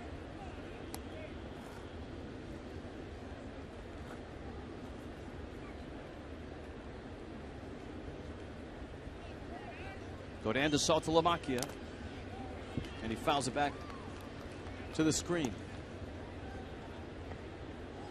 Valero gives you the National League East scores. We told you Washington's win, 6-2. Mets on top. That game actually 4-0 now in the top of the 6th. That game is actually in St. Pete. Fly ball center, and Ruggiano is back, and he makes the catch. I've always found, and in talking to knuckleball pitchers over the years, they enjoy the controlled environment indoors. And obviously, R.A. Dickey enjoying pitching indoors tonight. Of course, as you pointed out, the way he's pitched this year, it hasn't mattered. Mets need to lock him up. I mean, he could be. I mean, I know he's not a spring chicken, but in terms but he's a knuckleball pitcher. It doesn't matter. That's where I'm going in terms of knuckleballers. He's at a prime age right now, where he's just figuring it out. It's almost like he's just coming into his prime. That's right.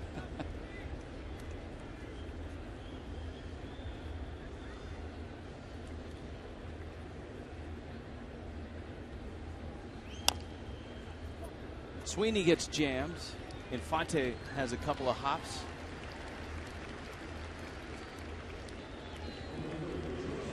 Two outs.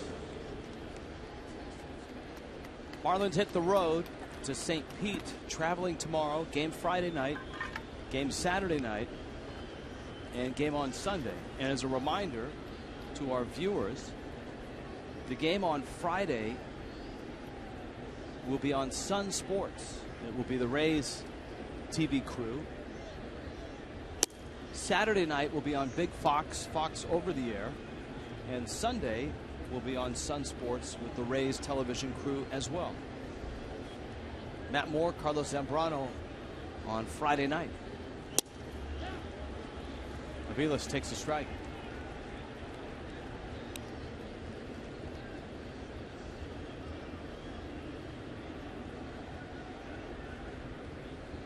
Five nothing now. Mets on top. David Price still in that game. Little pop up. Infante wanders back. Is there, and he makes the catch. So Godin does his part. It's a 7th inning stretch already.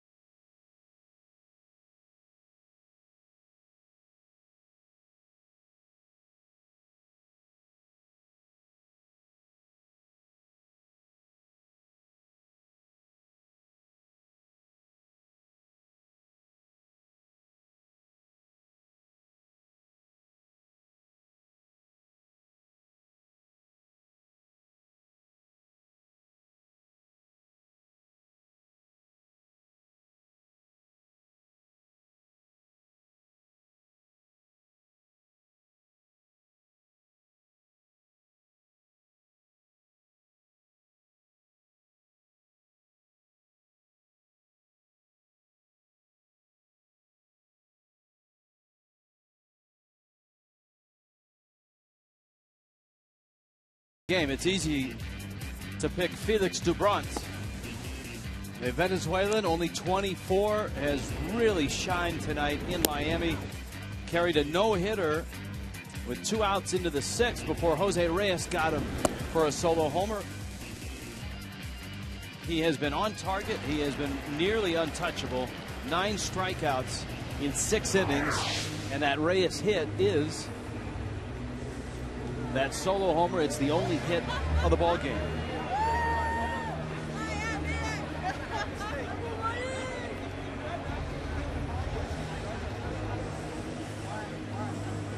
Hanley Ramirez stands in. Giancarlo Stanton, Omar Infante. Marlins in the bottom of the 7th, down 3. And Doubront misses up and in.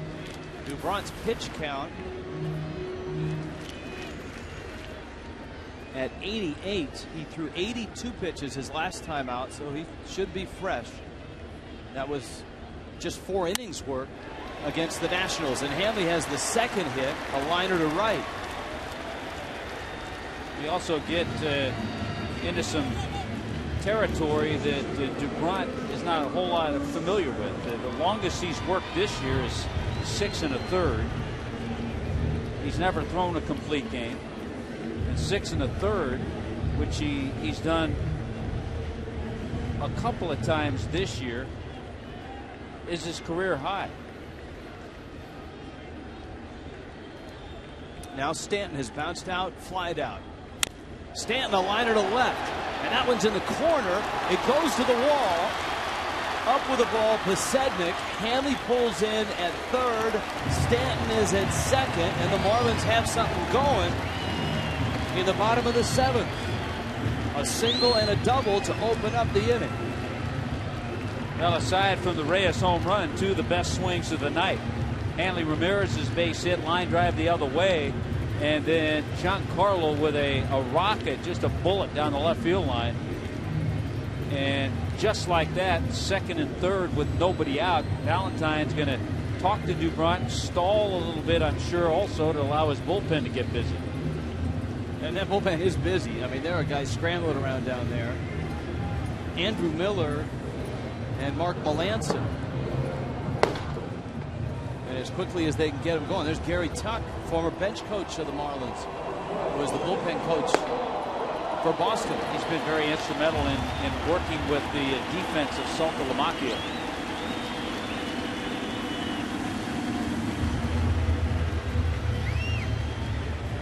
A no-hitter, and he had 2 outs in the 6th. 3 of the last 4 hitters have hits, though. Reyes a homer, Hanley a single, Stanton a double, and Infante takes up. All right, here's one of those situations. You don't need to get it all back right here.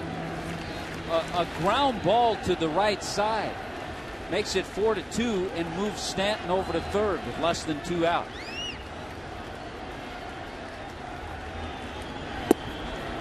Changeup, and he misses, and it's 2-0. And if you're Infante, you got to be sitting on 1 pitch right now. The MO of Doubront coming into tonight is that 3rd time around the batting order, hitters start picking him up and have hit close to 300 against him. That one is smoked and foul. Wow. He was sitting on 1 pitch, and he got it, and that's the type of swing you want to see. 2-0. Absolutely. 2-0. You look for that fastball, you get it. You don't want to see a lazy pop fly the opposite field. And he jumped on it and just missed an extra base hit.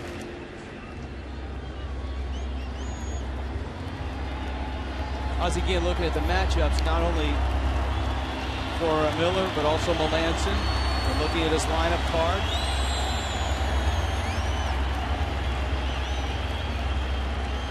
So it's 2-1 now. Hanley's at 3rd. The infield is back.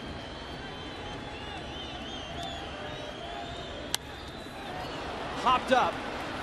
Ortiz towards the wall. Hanley's tagging. Ortiz makes the catch. And that's not going to get it done. That's a big out to get for Dubron. And in that fashion, a pop-up just off the infield.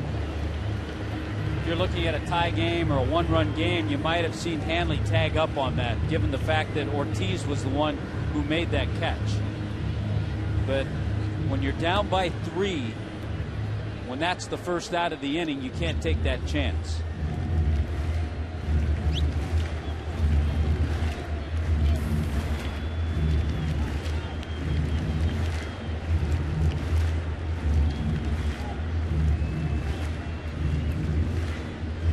Ruggiano now.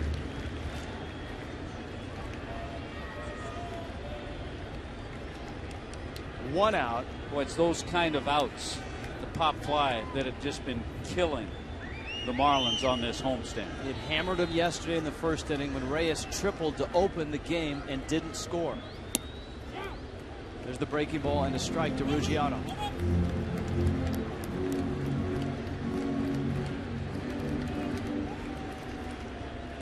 Warren Henry Fox tracks. That's been a strike all night.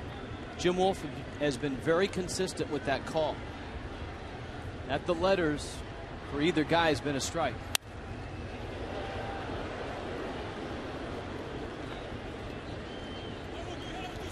Boy, this is where Dubron is thinking strikeouts. He has 9, and he'd love to get a strikeout here. On the other hand, if you're Ruggiano, you've got to think contact.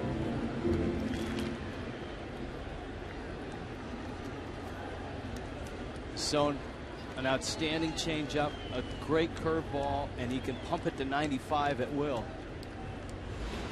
There's the breaking ball, ground ball to short. They're going to go to third and get the out. It's the little things that kill you. It's the little things. Marlins get a run, but Stanton, for some reason, bolted for third.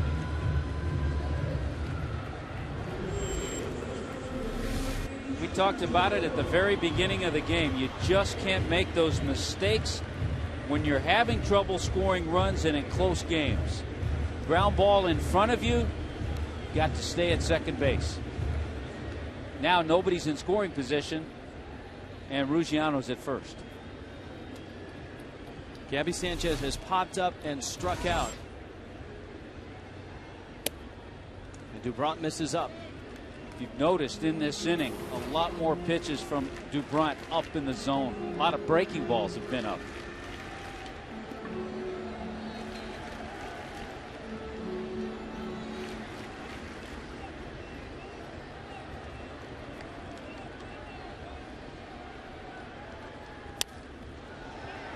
Off the end of the bat and popped into left. Posednik makes the catch. The Marlins get just one of those runs home. And after 7, it's 4-2.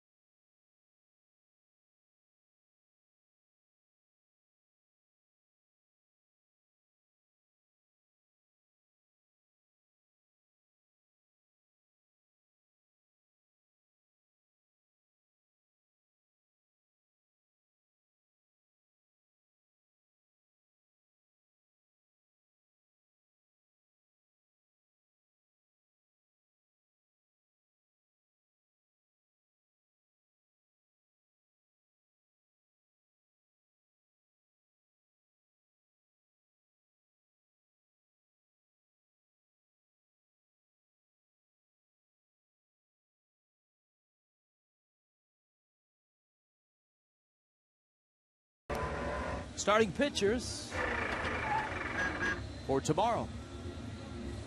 or Friday. Hey, when you live in baseball, it's day to day. Carlos Zambrano, Matt Moore on Friday night. Travel day tomorrow.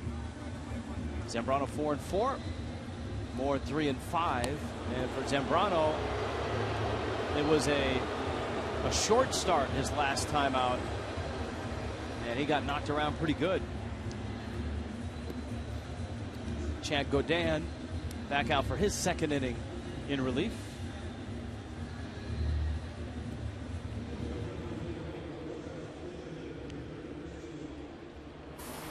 Nick Punto is going to hit in Dubrant's spot. So the top of the order will follow Punto, Pasednik, Pedroia.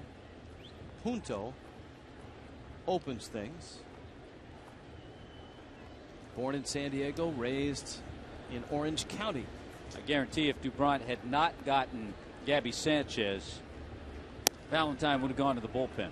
Then he saw a lot of those pitches up in the zone, got him through the 7th inning. Now he'll go to his bullpen.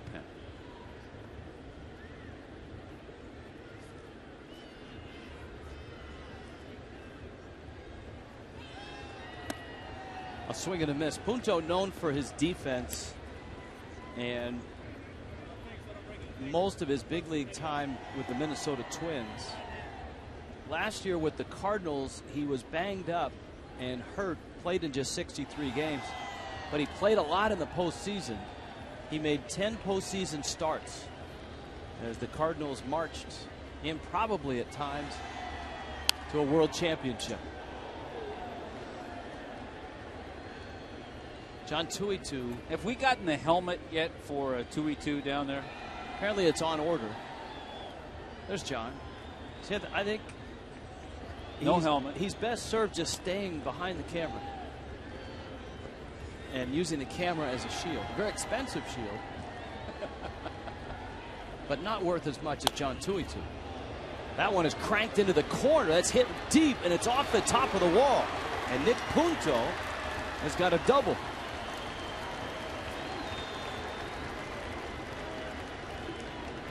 His third double of the season.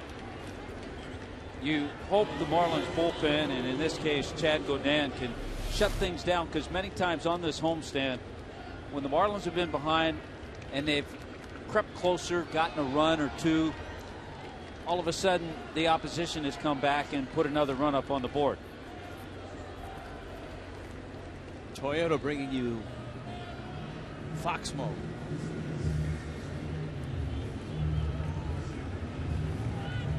Look at that work. Nice camera work to find the ball and then take it all the way to the top of the wall, off the padding. That wall is 12 feet high down in right field. Here comes Randy Choate, a Jose Cuervo call to the bullpen.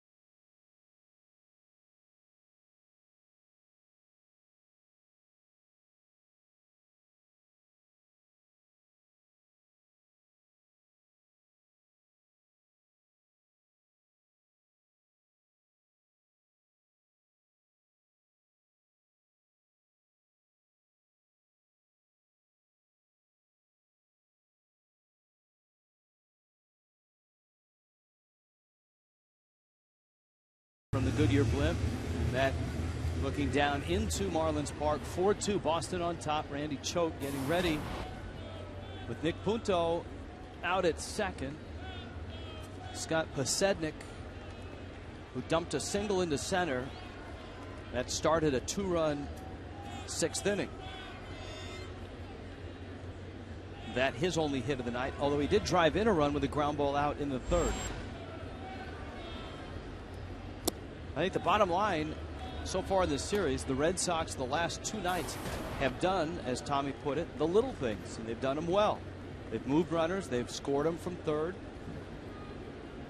They've executed offensively. I think that's the hand that Bobby Valentine's been dealt, that he needs to have his club do those little things.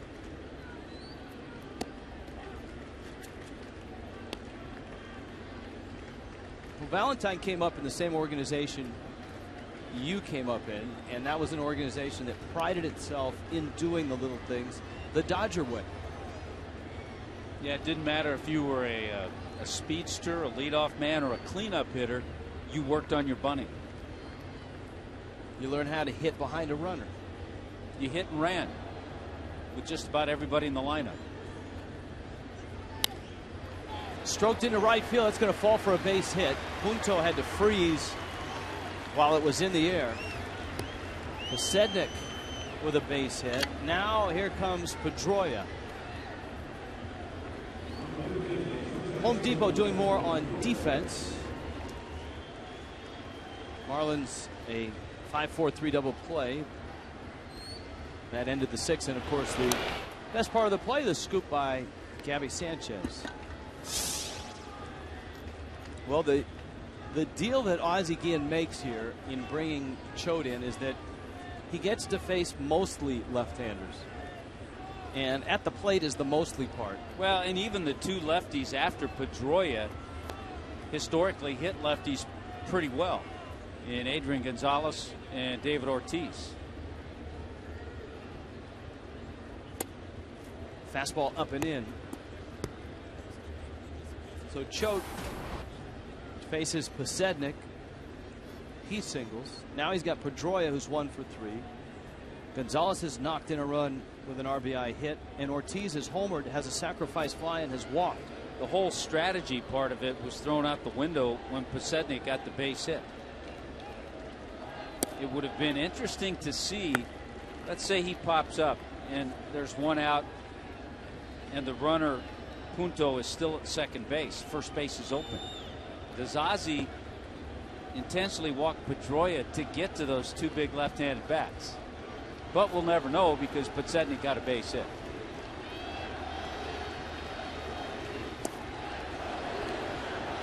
One misses inside, and it's 2-1.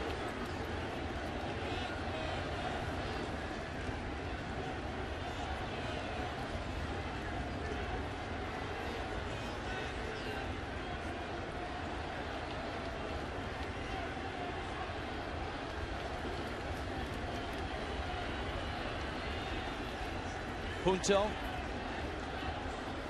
Posednik,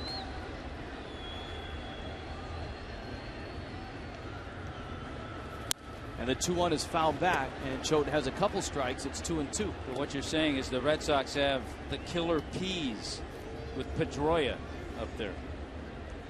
A trio of peas.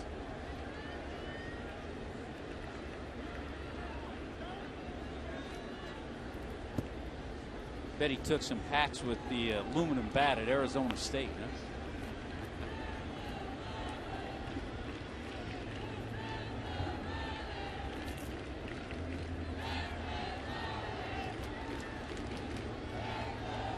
The 2-2. It's out. And now the count's full at 3-2. It'll be interesting to see. I would imagine Posednik will be on the move. We talked about how Pedroia is a good contact guy. So I would look for Posednik to take off. And that's exactly where I was headed. Posednik, great speed.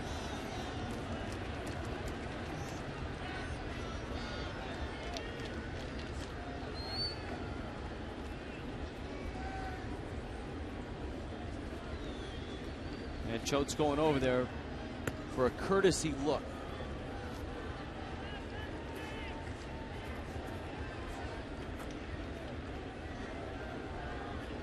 15 doubles for Pedroia. A triple, 5 homers. Red Sox trying to add on. At the corners, nobody out. Pulled between third base coach Jerry Royster and Nick Punto.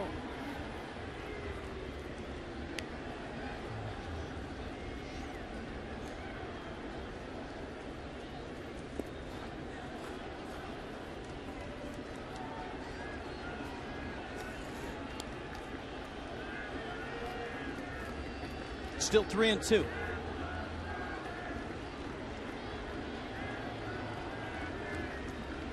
Not running. And a shot into right. That's a base hit. It scores Punto. Posednik at third. And everybody changes places. The Red Sox get another run, and it's now 5-2. And Pedroia has a couple of hits.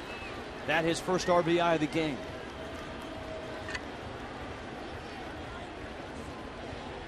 You can close the book on Chad Godin, an inning, a hit, and a run.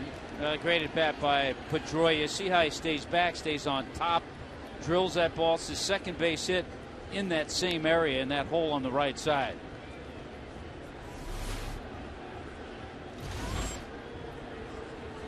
Adrian Gonzalez struck out, lined out, RBI single. The Marlins infield with nobody out has crept in.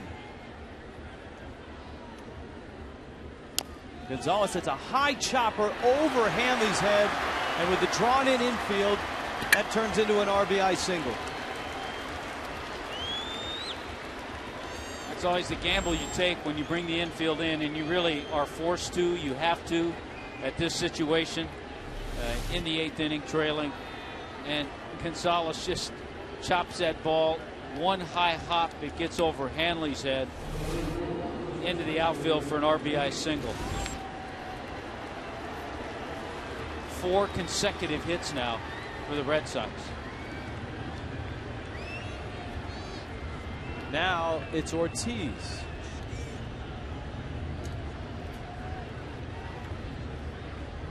First and second. Nobody out. And Choate misses outside. And this is the last of the lefties. Choate has given up 3 hits. All 3 that he has faced. Posednik, Pedroia, Gonzalez. Ortiz has walked, homered to left, and a sacrifice fly. You got Will Middlebrooks on deck and Ryan Webb in the Marlins pen. This is Ortiz home run. Here's the impressive thing. A liner to left at Marlins Park.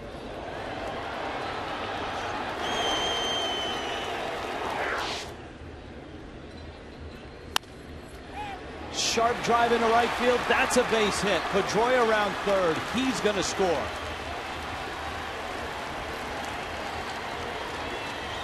Four consecutive hits off of Randy Choate. Well, it's been one of the problems. There have been many. But during the 6-game losing streak, the bullpen's ERA was over 8. And the problems continue. The Marlins try to creep back in it with a run in the bottom of the 7th. And then all of a sudden the Red Sox put 3 so far up here in the 8th.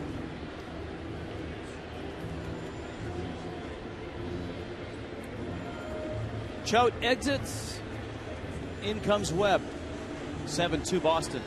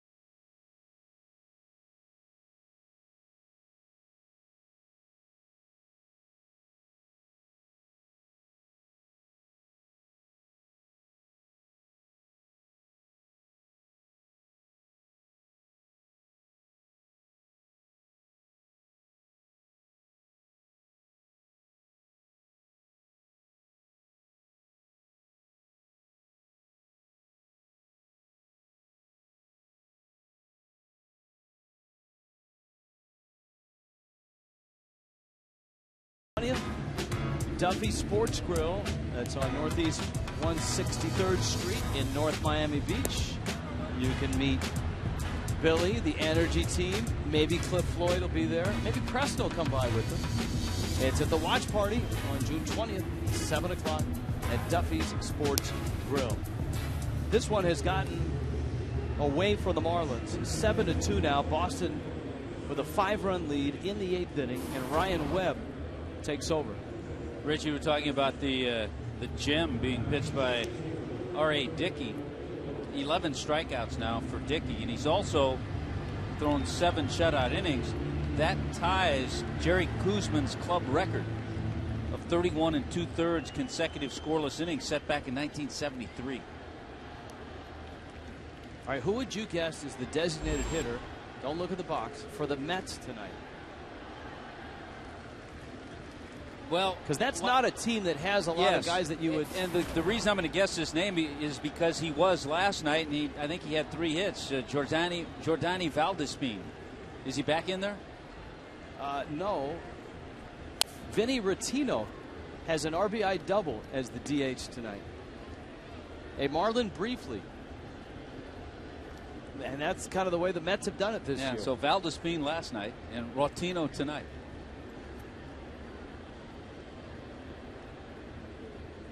The Mets have found Tropicana Field to be to their liking with a big offensive night last night. Ouch. Webb hits Middlebrooks, and certainly he wasn't trying to do that to load the bases.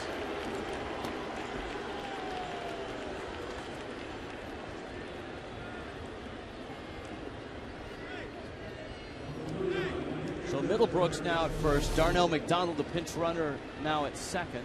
Boy, that two-seamer just totally gets away.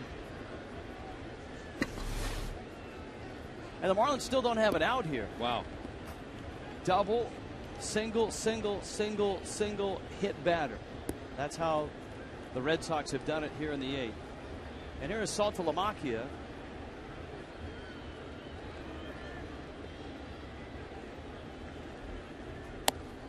And a fastball misses up. Saltalamacchia, as Tommy pointed out earlier in this series, better from this side of the plate.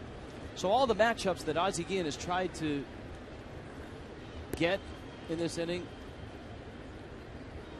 Marlin pitchers have been unable to execute to make it pay off. You can do so much as a manager. You can present those matchups, but then the players have to carry it out. Randy Choate came in and faced 4 hitters, 3 of them left-handed. I think a lot of people seeing that shot of Ozzie, myself included, you kind of wait for that Ozzie explosion, especially the way the team has played. They've not played well, and he's done a good job in handling everything and trying to stay positive, trying to get his guys to play. But so far it hasn't happened, especially on this homestand.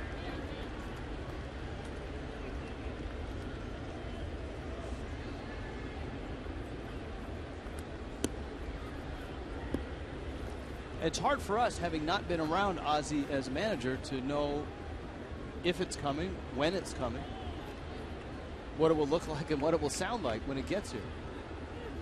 See, like, you're around me a lot. You know, and you know what you can do to get me. There's certain words that all I have to do is say them, like Marmol.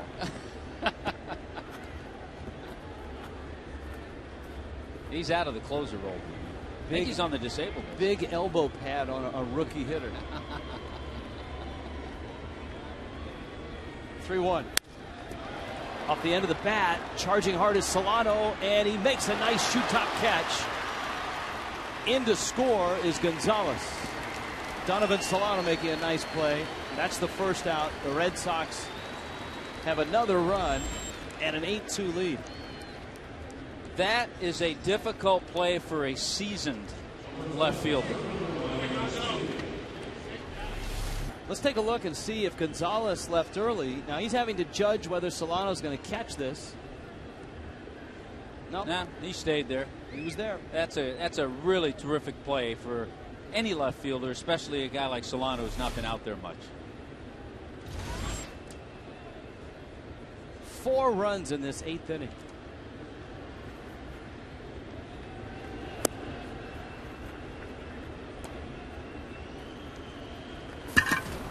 Ryan Webb to Ryan Sweeney. 0 for 3 is Sweeney. Middlebrooks and McDonald still out there.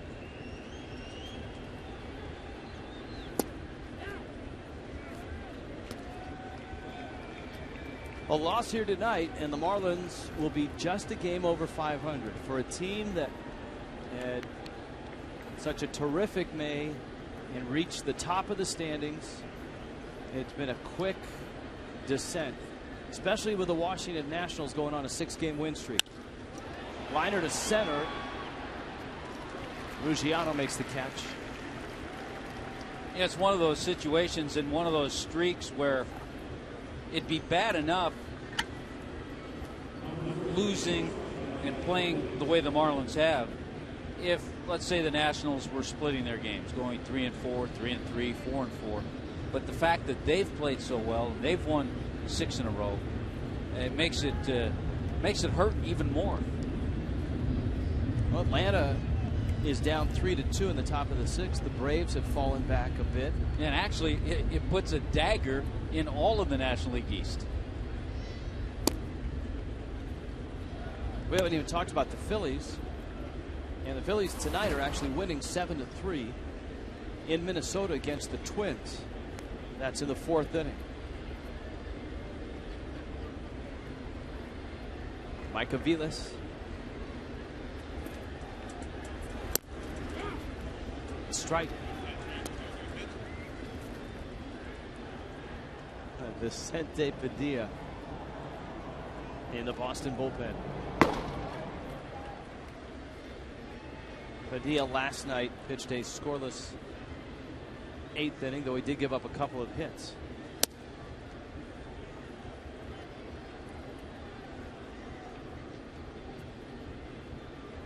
Boy, the guy who started it all in this inning, the pinch hitter, Nick Punto's on deck.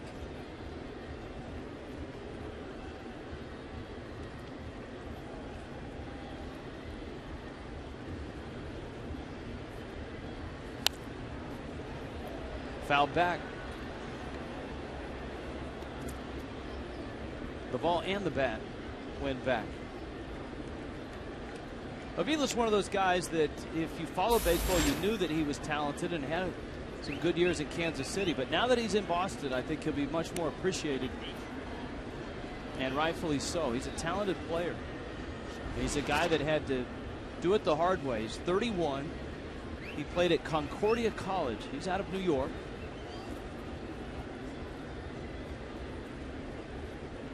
Had to climb his way through the Royals organization to get to the big leagues. And he had some good years. In 2008, he hit .325. We told you last night, 2009, he had Tommy John surgery. Bounced back in 2010, hit .304. He was slumping last year when Kansas City sent him to Boston. Was hitting .222. In Boston, he hit .317. And I think some might remember his uncle Ramon Aviles. Played a little bit with the Red Sox and the Phillies.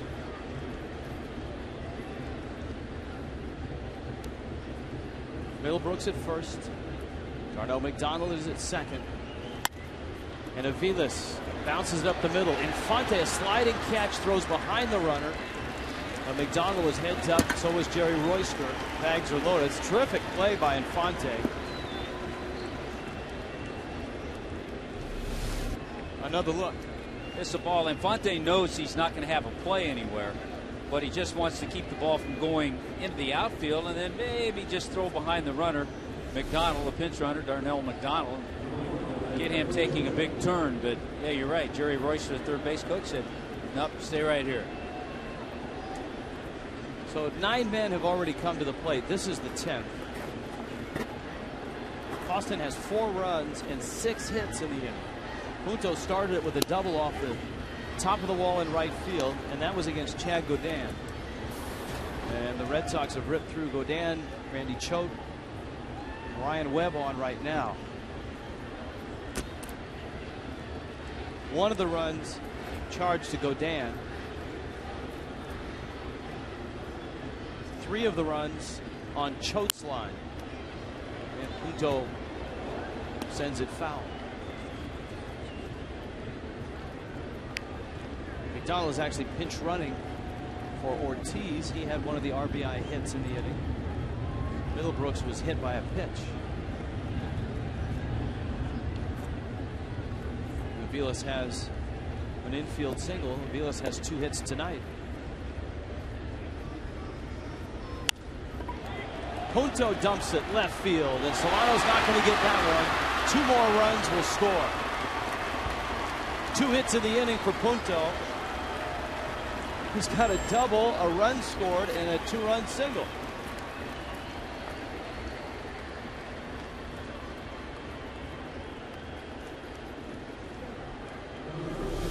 And it's 10-2.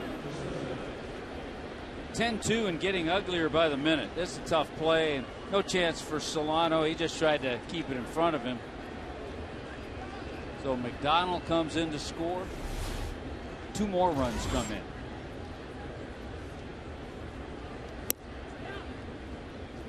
Pasetnik is the 11th man to hit. He already has a single and a run scored.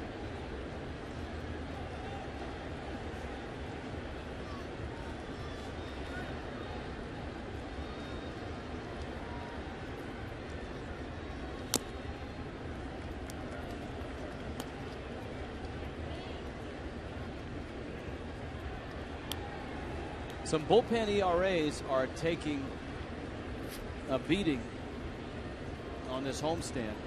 As you pointed out, the Marlins pen at times has been a strength, but keeping games close has been tough. 4 runs on Randy Choate's line, and he did not get an out. He had such a nice ERA coming in. His ERA now is 2.41. And Choate's ERA coming in was 0.48. And has taken a hit.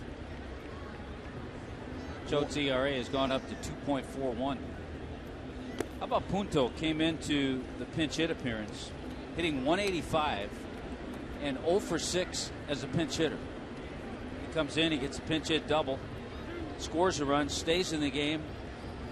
Team bats around, he gets another base hit. I don't think that counts as another pinch hit, but drives in 2 runs. He could lobby for it. I think maybe it should, yeah.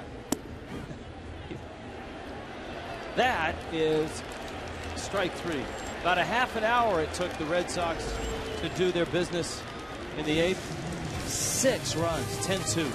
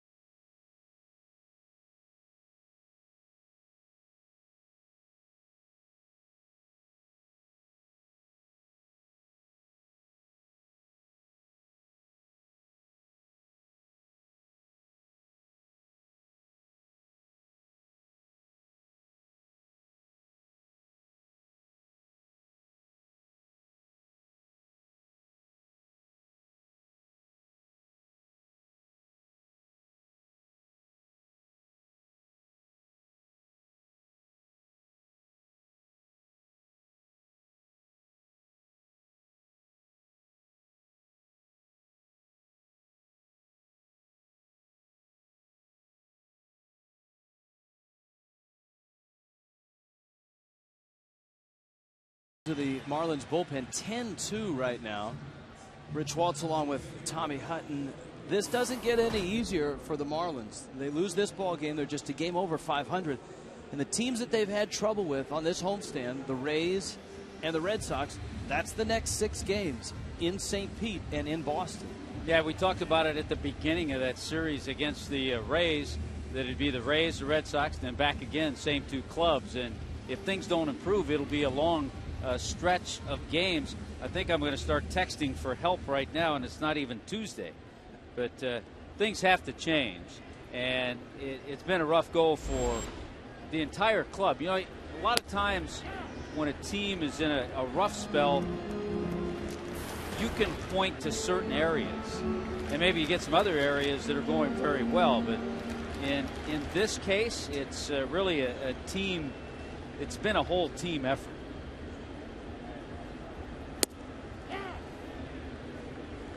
Brett Hayes takes a strike. Hayes an 0 for 2 night with 2 strikeouts.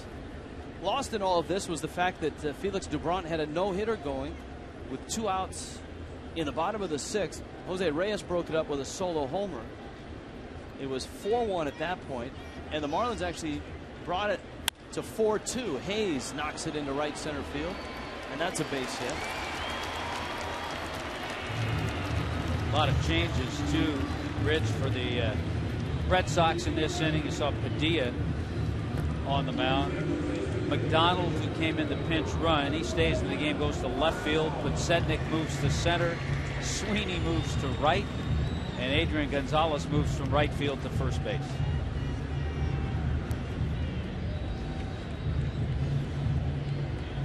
Bobby Valentine. This is an odd move right here.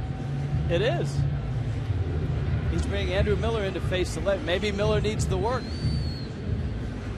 Going for the matchup in a 10-2 game.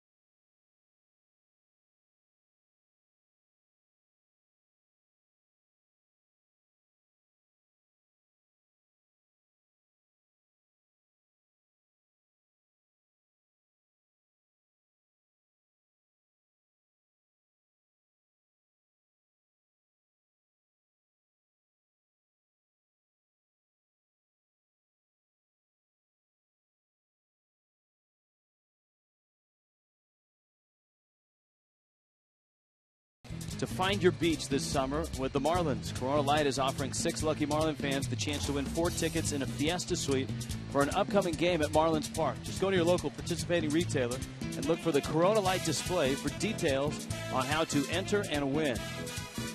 Corona Light, relax responsibly. Andrew Miller. Boy, a familiar face. Got a little different look with the bearded feature, but he has been tremendous out of the bullpen. Look at the numbers: 15 strikeouts, just 3 walks. Opposing hitters hitting 143.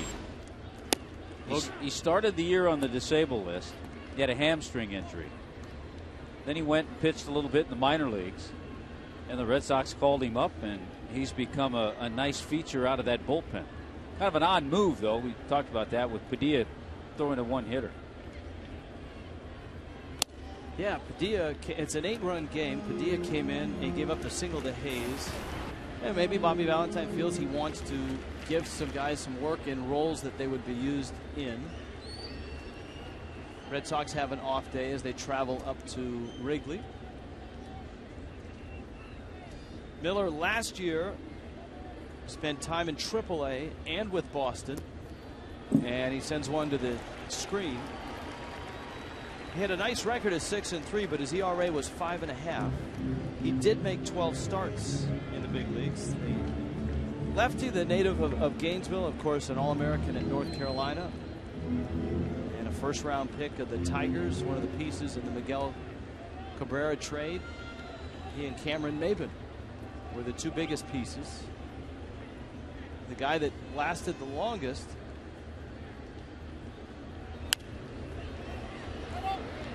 was Burke Badenhoff.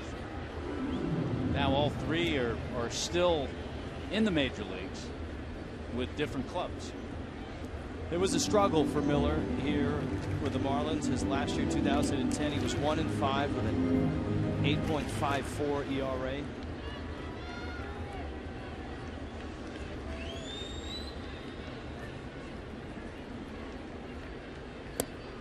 Some feel that he was rushed to the big leagues too soon by the Tigers. He got to the big leagues in 06, the year he was drafted.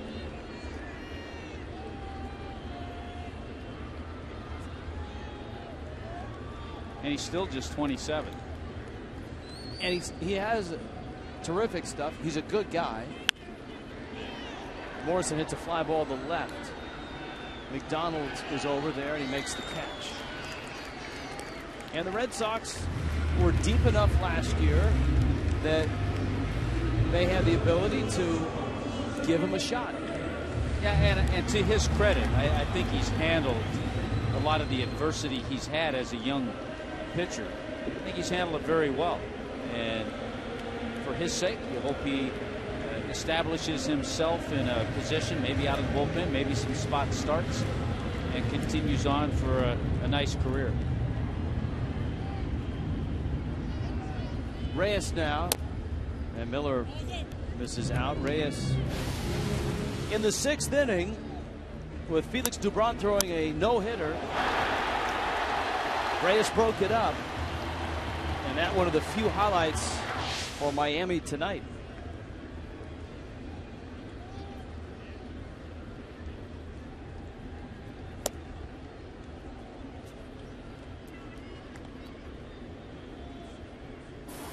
And you can see by watching the velocity, 96, 94, Andrew Miller still has that.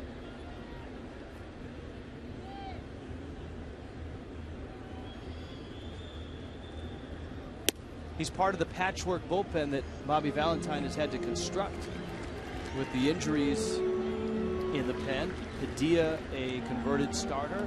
Miller, a guy that started last year.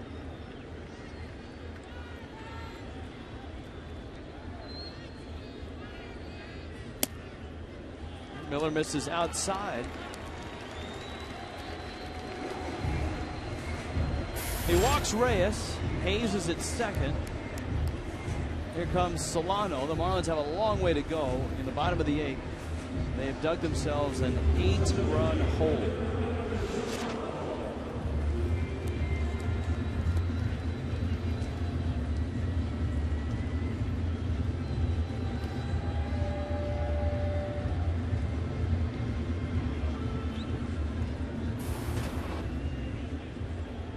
Boy, the Mets are pounding the Rays again tonight. It's 9-0 in the 9th.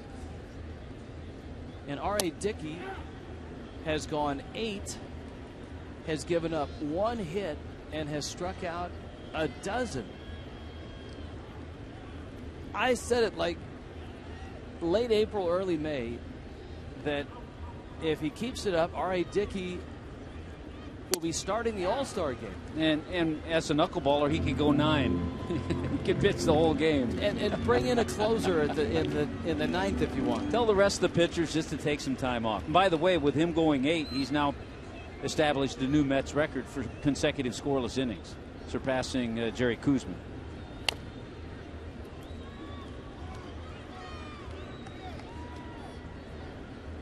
Where did you get that one from? Your crack staff far-reaching across the East Coast? Well, Dickey allowed a first inning hit. He's retired 22 consecutive Rays hitters.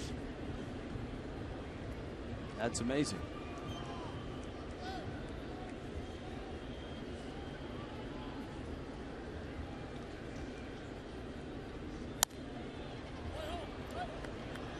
Solano fights off that fastball. It's 0-2.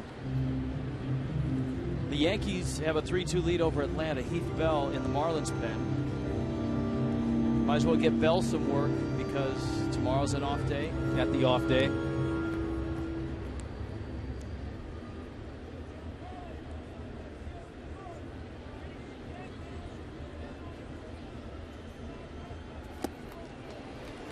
And Solano goes after a breaking ball in the dirt. So Miller gets a strikeout. Now Hanley Ramirez with 2 outs, runners first and second.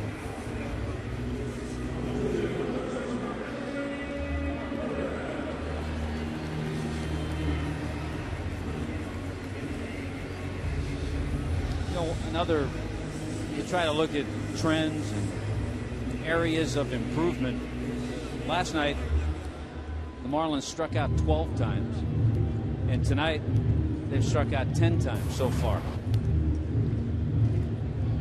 So you're saying they've improved or they need No, I'm improvement? just saying it's a trend. Okay. I'm just saying it's a trend and not a good one. Right. I mean, you need to put the ball in play. But John Tuitu has had to dodge baseballs. And now a bat. That helmet can't get here fast enough, John. John, our fearless third base cameraman, he could have his own reality show just watching him on a nightly basis. Saying, give me some help over here.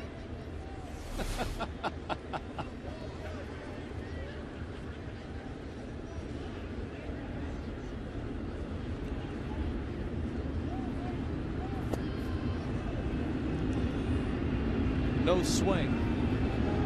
1 ball, 1 strike.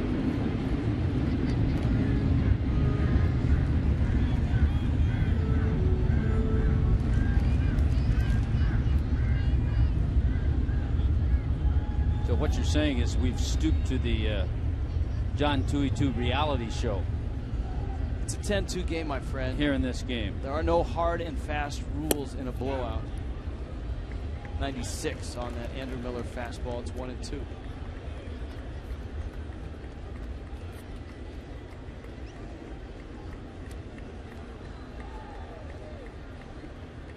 Well, we at least have not stooped low enough where we've shown camera 12 repeatedly.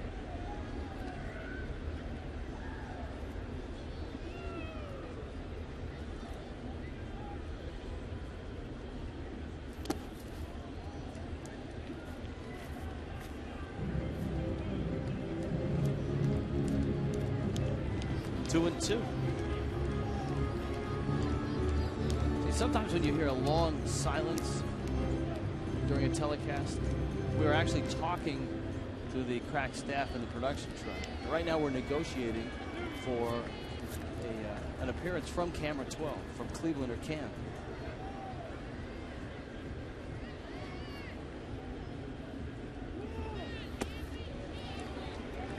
Or sometimes when there's that long silent pause, we're pleading for help somewhere. Andrew Miller calling his catch-up. Now, if you're ever going to show camera 12, now's the time. I mean, in a pitcher-catcher conference with 2 outs in an 8-run game. These are the kind of games. There's camera 12. And these are the kind of games, Rich, that young aspiring broadcasters need to work on. I mean, it's easy to call that game-winning grand slam. I thought you were going to say it's easy to call a volleyball match like that. Volleyball match. Fastball is up. Bags are loaded. Bobby Valentine has seen enough. He's going to the bullpen. Well, he made the move. Could have left Padilla in. It'd have been a lot easier. Miller walks a couple, strikes out a batter, gets a couple outs. Valentine wants the ball. 10-2, Boston on top. Red Sox going to their bullpen. Maybe some more camera 12 for the kids out there. Always love a good volleyball match. Oh, nice.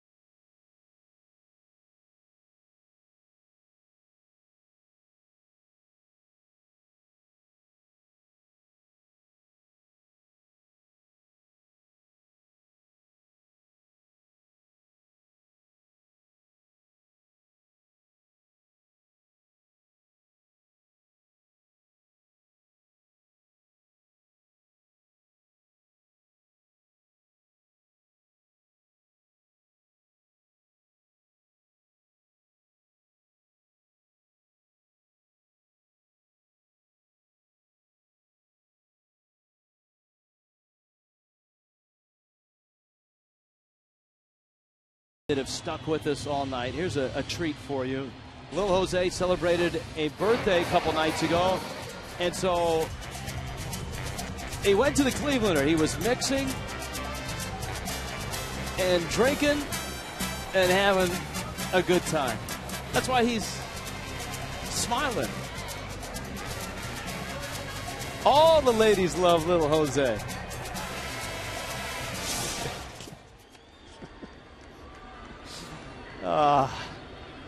We're just pandering at this point. Matt Albers is up. Giancarlo Stanton takes a strike. Albers takes over for Andrew Miller. 33,119.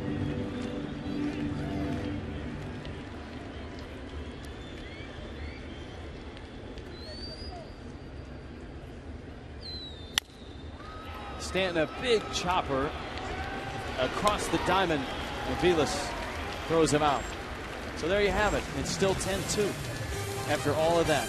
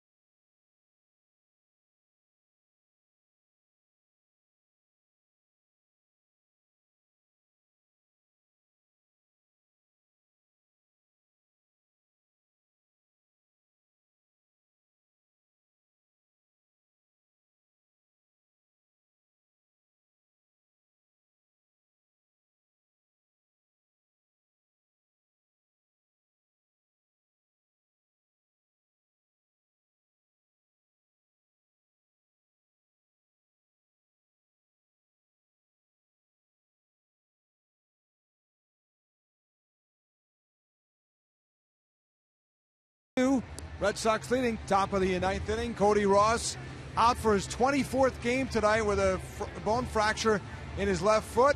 We did ask him as he's working his way back about Marlins Park. Here's his thoughts. Everything. I think it fits this city. You know, obviously the roof is huge. No more rain delays.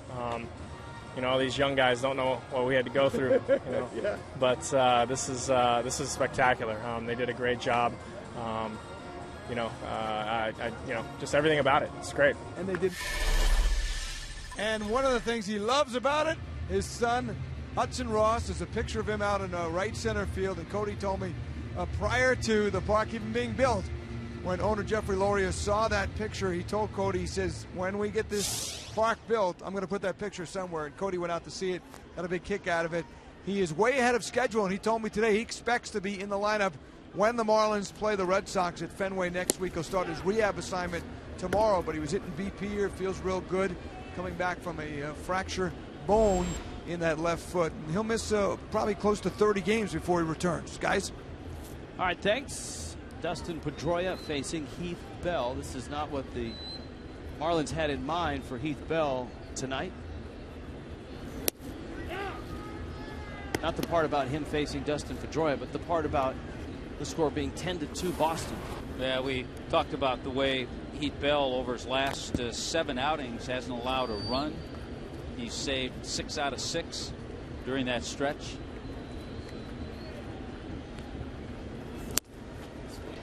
And Pedroia swings and misses. 95-mile-an-hour fastball with some zip on it. Yeah, he just blew away Dustin Pedroia with some good fastballs. The challenge for the Marlins is to get Bell in those safe situations. And on this homestand, that has not been easy.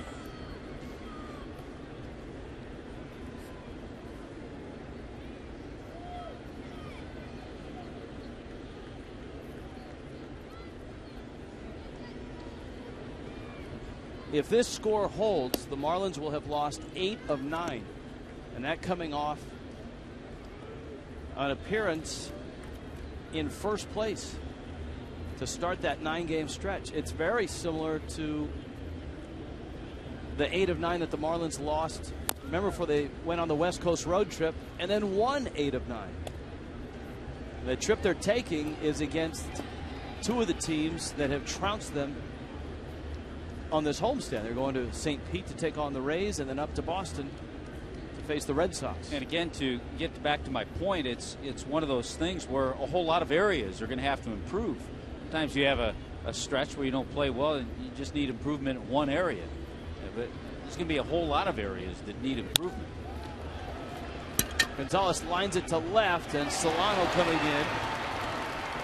Had that one pop off his glove. It's probably not even his glove. Solano, an infielder, the first time he got the call to play in the outfield, he borrowed a glove from Emilio Bonifacio. You know, it's tough. As much as we all want to see Donovan Solano play a little bit, he belongs in the infield. The reason he's in the outfield is because there's nobody playing well enough to play out there in the outfield. Amen. And that's why he's out there, and he really belongs in the infield as a utility infield. But when you get put in a position where nobody's performing, you've got to play people out of position. He's out of position. McDonald takes a breaking ball outside. Darnell McDonald came in as a pinch runner in the 8th. There's 1 out. Adrian Gonzalez is at first. Bell has good stuff tonight. The amazing thing, Rich, about this game, it has its way of exposing players who are out of position. Sooner or later, especially if you have to play a number of games somewhere where you're not used to it, the ball will find you. Hey, we saw that on the first 2 nights with Adrian Gonzalez in right field. With important balls that came his way. The ball in the corner with Reyes' triple. That was last night in game 1. Remember, it was the Logan Morrison double that he bobbled off the wall. Stanton scored.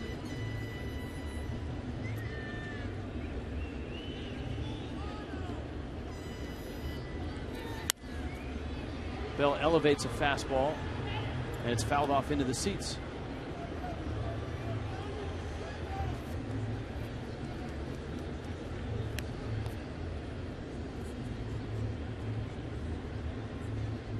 (10-2) Boston. The Mets game is over in St. Pete. 9-1 Mets beat the Rays. Ground ball third, a wicked hop over Hanley's glove. Solano picks it up. And McDonald, I think, is going to get a base hit with a hop like that. You know, they initially charged Donovan Solano an error on Gonzalez's ball. They've changed that to a hit. And I would think that one that McDonald hit would be a hit, and it is. Hard top spin. Boy, that ball skipped very sharply. Yeah, the one run against Dick, it was an unearned run, too. So 9 innings, no earned runs. Bell misses up with a breaking ball. Middlebrooks hit by a pitch. That was in the 8th. Saltalamacchia is on deck. There's one out.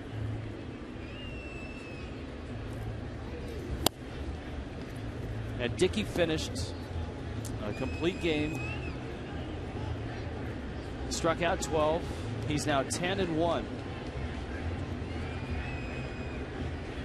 Yankees 3-2 over the Braves in the bottom of the 7th.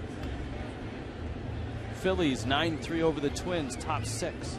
The Nationals, of course, swept the Blue Jays earlier today.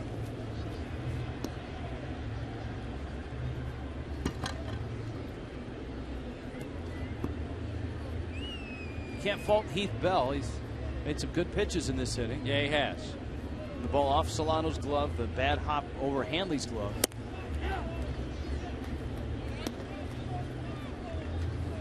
Counts 2-2. And if the adrenaline hadn't kicked in, and I don't think that's the case because he was throwing 94, 95.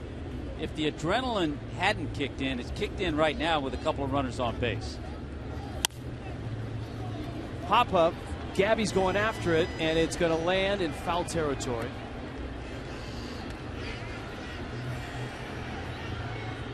Two and two. Baltimore beat the Pirates 7-1. The Reds finished off the Indians 5-3. Matt Latos is now 5-2. Aroldis Chapman has his 7th save. Derek Lowe got the loss. Lowe is now 7-5. How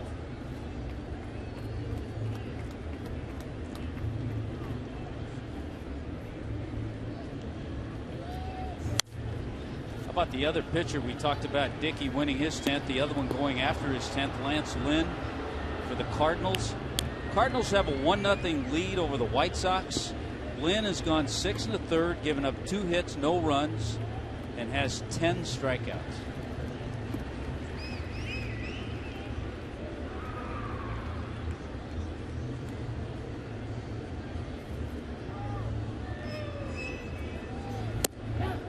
Nice pitch by Heath Bell.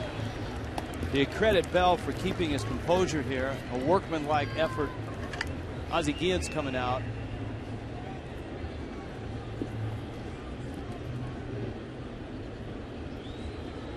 And Guillen may have a pitch limit on Bell. Sandy Rosario is coming out of the bullpen, and Bell will leave.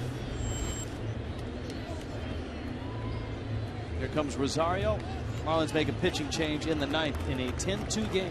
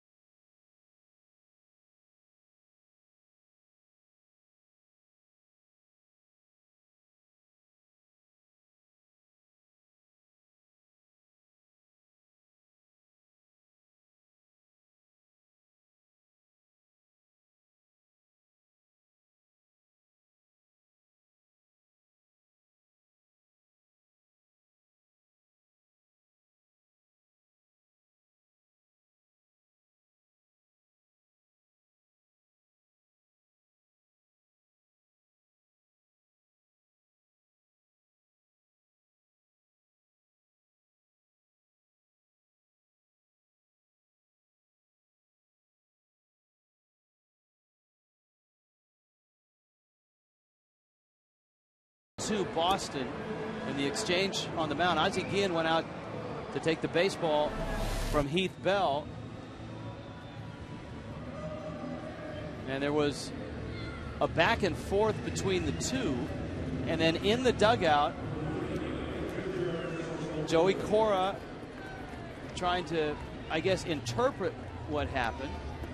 And so Bell explaining himself to Cora.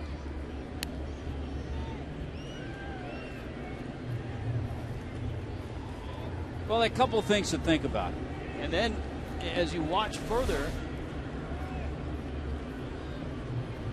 here's Saltalamacchia. That one fouled back. As you watch further, Bell down the dugout, Joey Cora, and you can see Cora interceding between Guillen and Bell. Joey Cora, the peacemaker in this whole situation, and I'll tell you both sides. Heath Bell wanted to finish the inning. He was out there getting his work.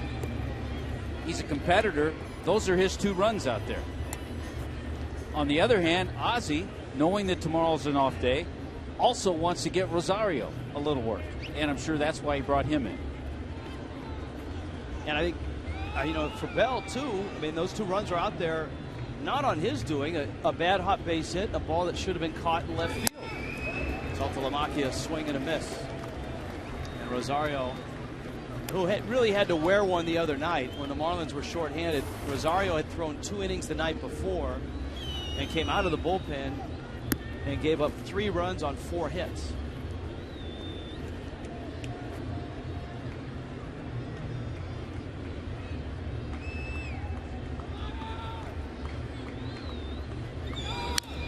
That one fouled back to the screen. On one hand, it's you're watching a manager and a reliever, both their blood boiling. On the other hand, you almost like to see some of that from a Marlin team that has been lifeless on this homestand. You'd like to see a little boiling in more areas. Absolutely. Heath Bell has not been the problem for the Marlins. 1-2 pitch and a ground ball. Infante flips to first. 10-2 to the bottom of the ninth.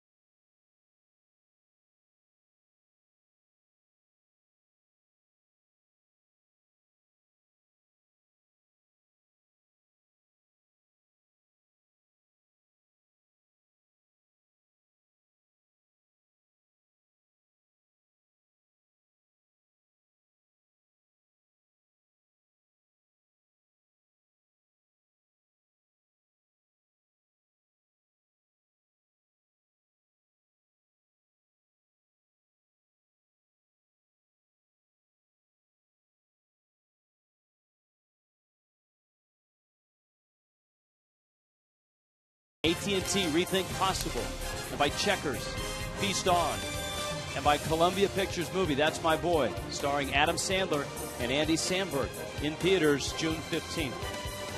Well, you saw what happened, the exchange on the mound. In between innings, 10-2 the score right now. This is what you like to see. Heath Bell approaches his manager. Now, both guys have some explaining to do. Bell explains to Guillen. Guillen explains to Bell. 2 guys who are hard competitors. Absolutely. And, Tommy, you made the great point that both of them had an agenda out there. Bell didn't want to leave. He felt that those were his runs. He wanted to finish the deal. Ozzie wanted to get Rosario some work. And so even though Joey Cora was sort of the Madeleine Albright of it, you know, the Secretary of State just trying to broker peace, Cora cooled Ozzie down long enough that when Bell approached, they both listened to each other, hashed it out, pats on the back at the end, and they're done with it. And Heath Bell's still on the bench. Yes, absolutely. That says a lot. Mm-hmm. That's a great job by a bench coach, and that's the fire you want to see out of Heath Bell. That's the fire you want to see out of Ozzie Guillen. Sweeney makes the catch.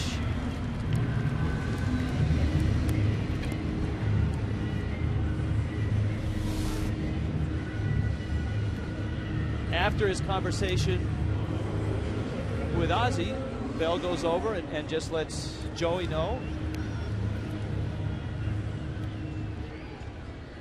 what went on, and that's it. I mean, that's what you want to see. A professional way of handling things. Absolutely. That's the way you handle it.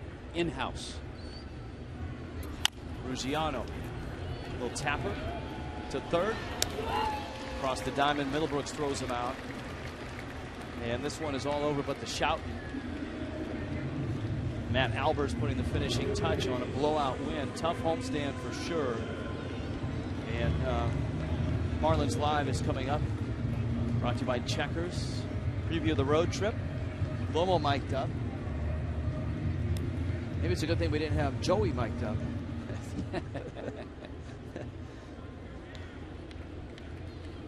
Gabby Sanchez now. And he takes a fastball in the outside corner for a strike. It's 0-1.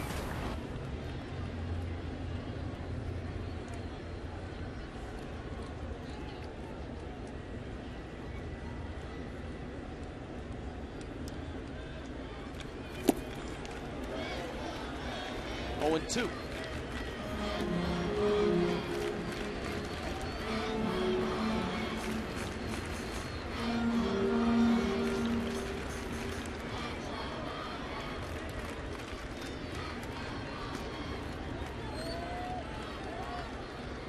The Red Sox about to take 2 of 3, and the second of the 2 wins. A real pounding here tonight. Gonzalez steps on the bag, and the Marlins drop 8 of 9 on the homestand. Swept by the Braves, swept by the Rays. They drop 2 of 3 to the Red Sox. Maybe they'll find some wins on the road. They've got to go to St. Pete this weekend, and then up to Boston to face the Red Sox again. Boston draws within a game of 500. They're at 31 and 32. The Marlins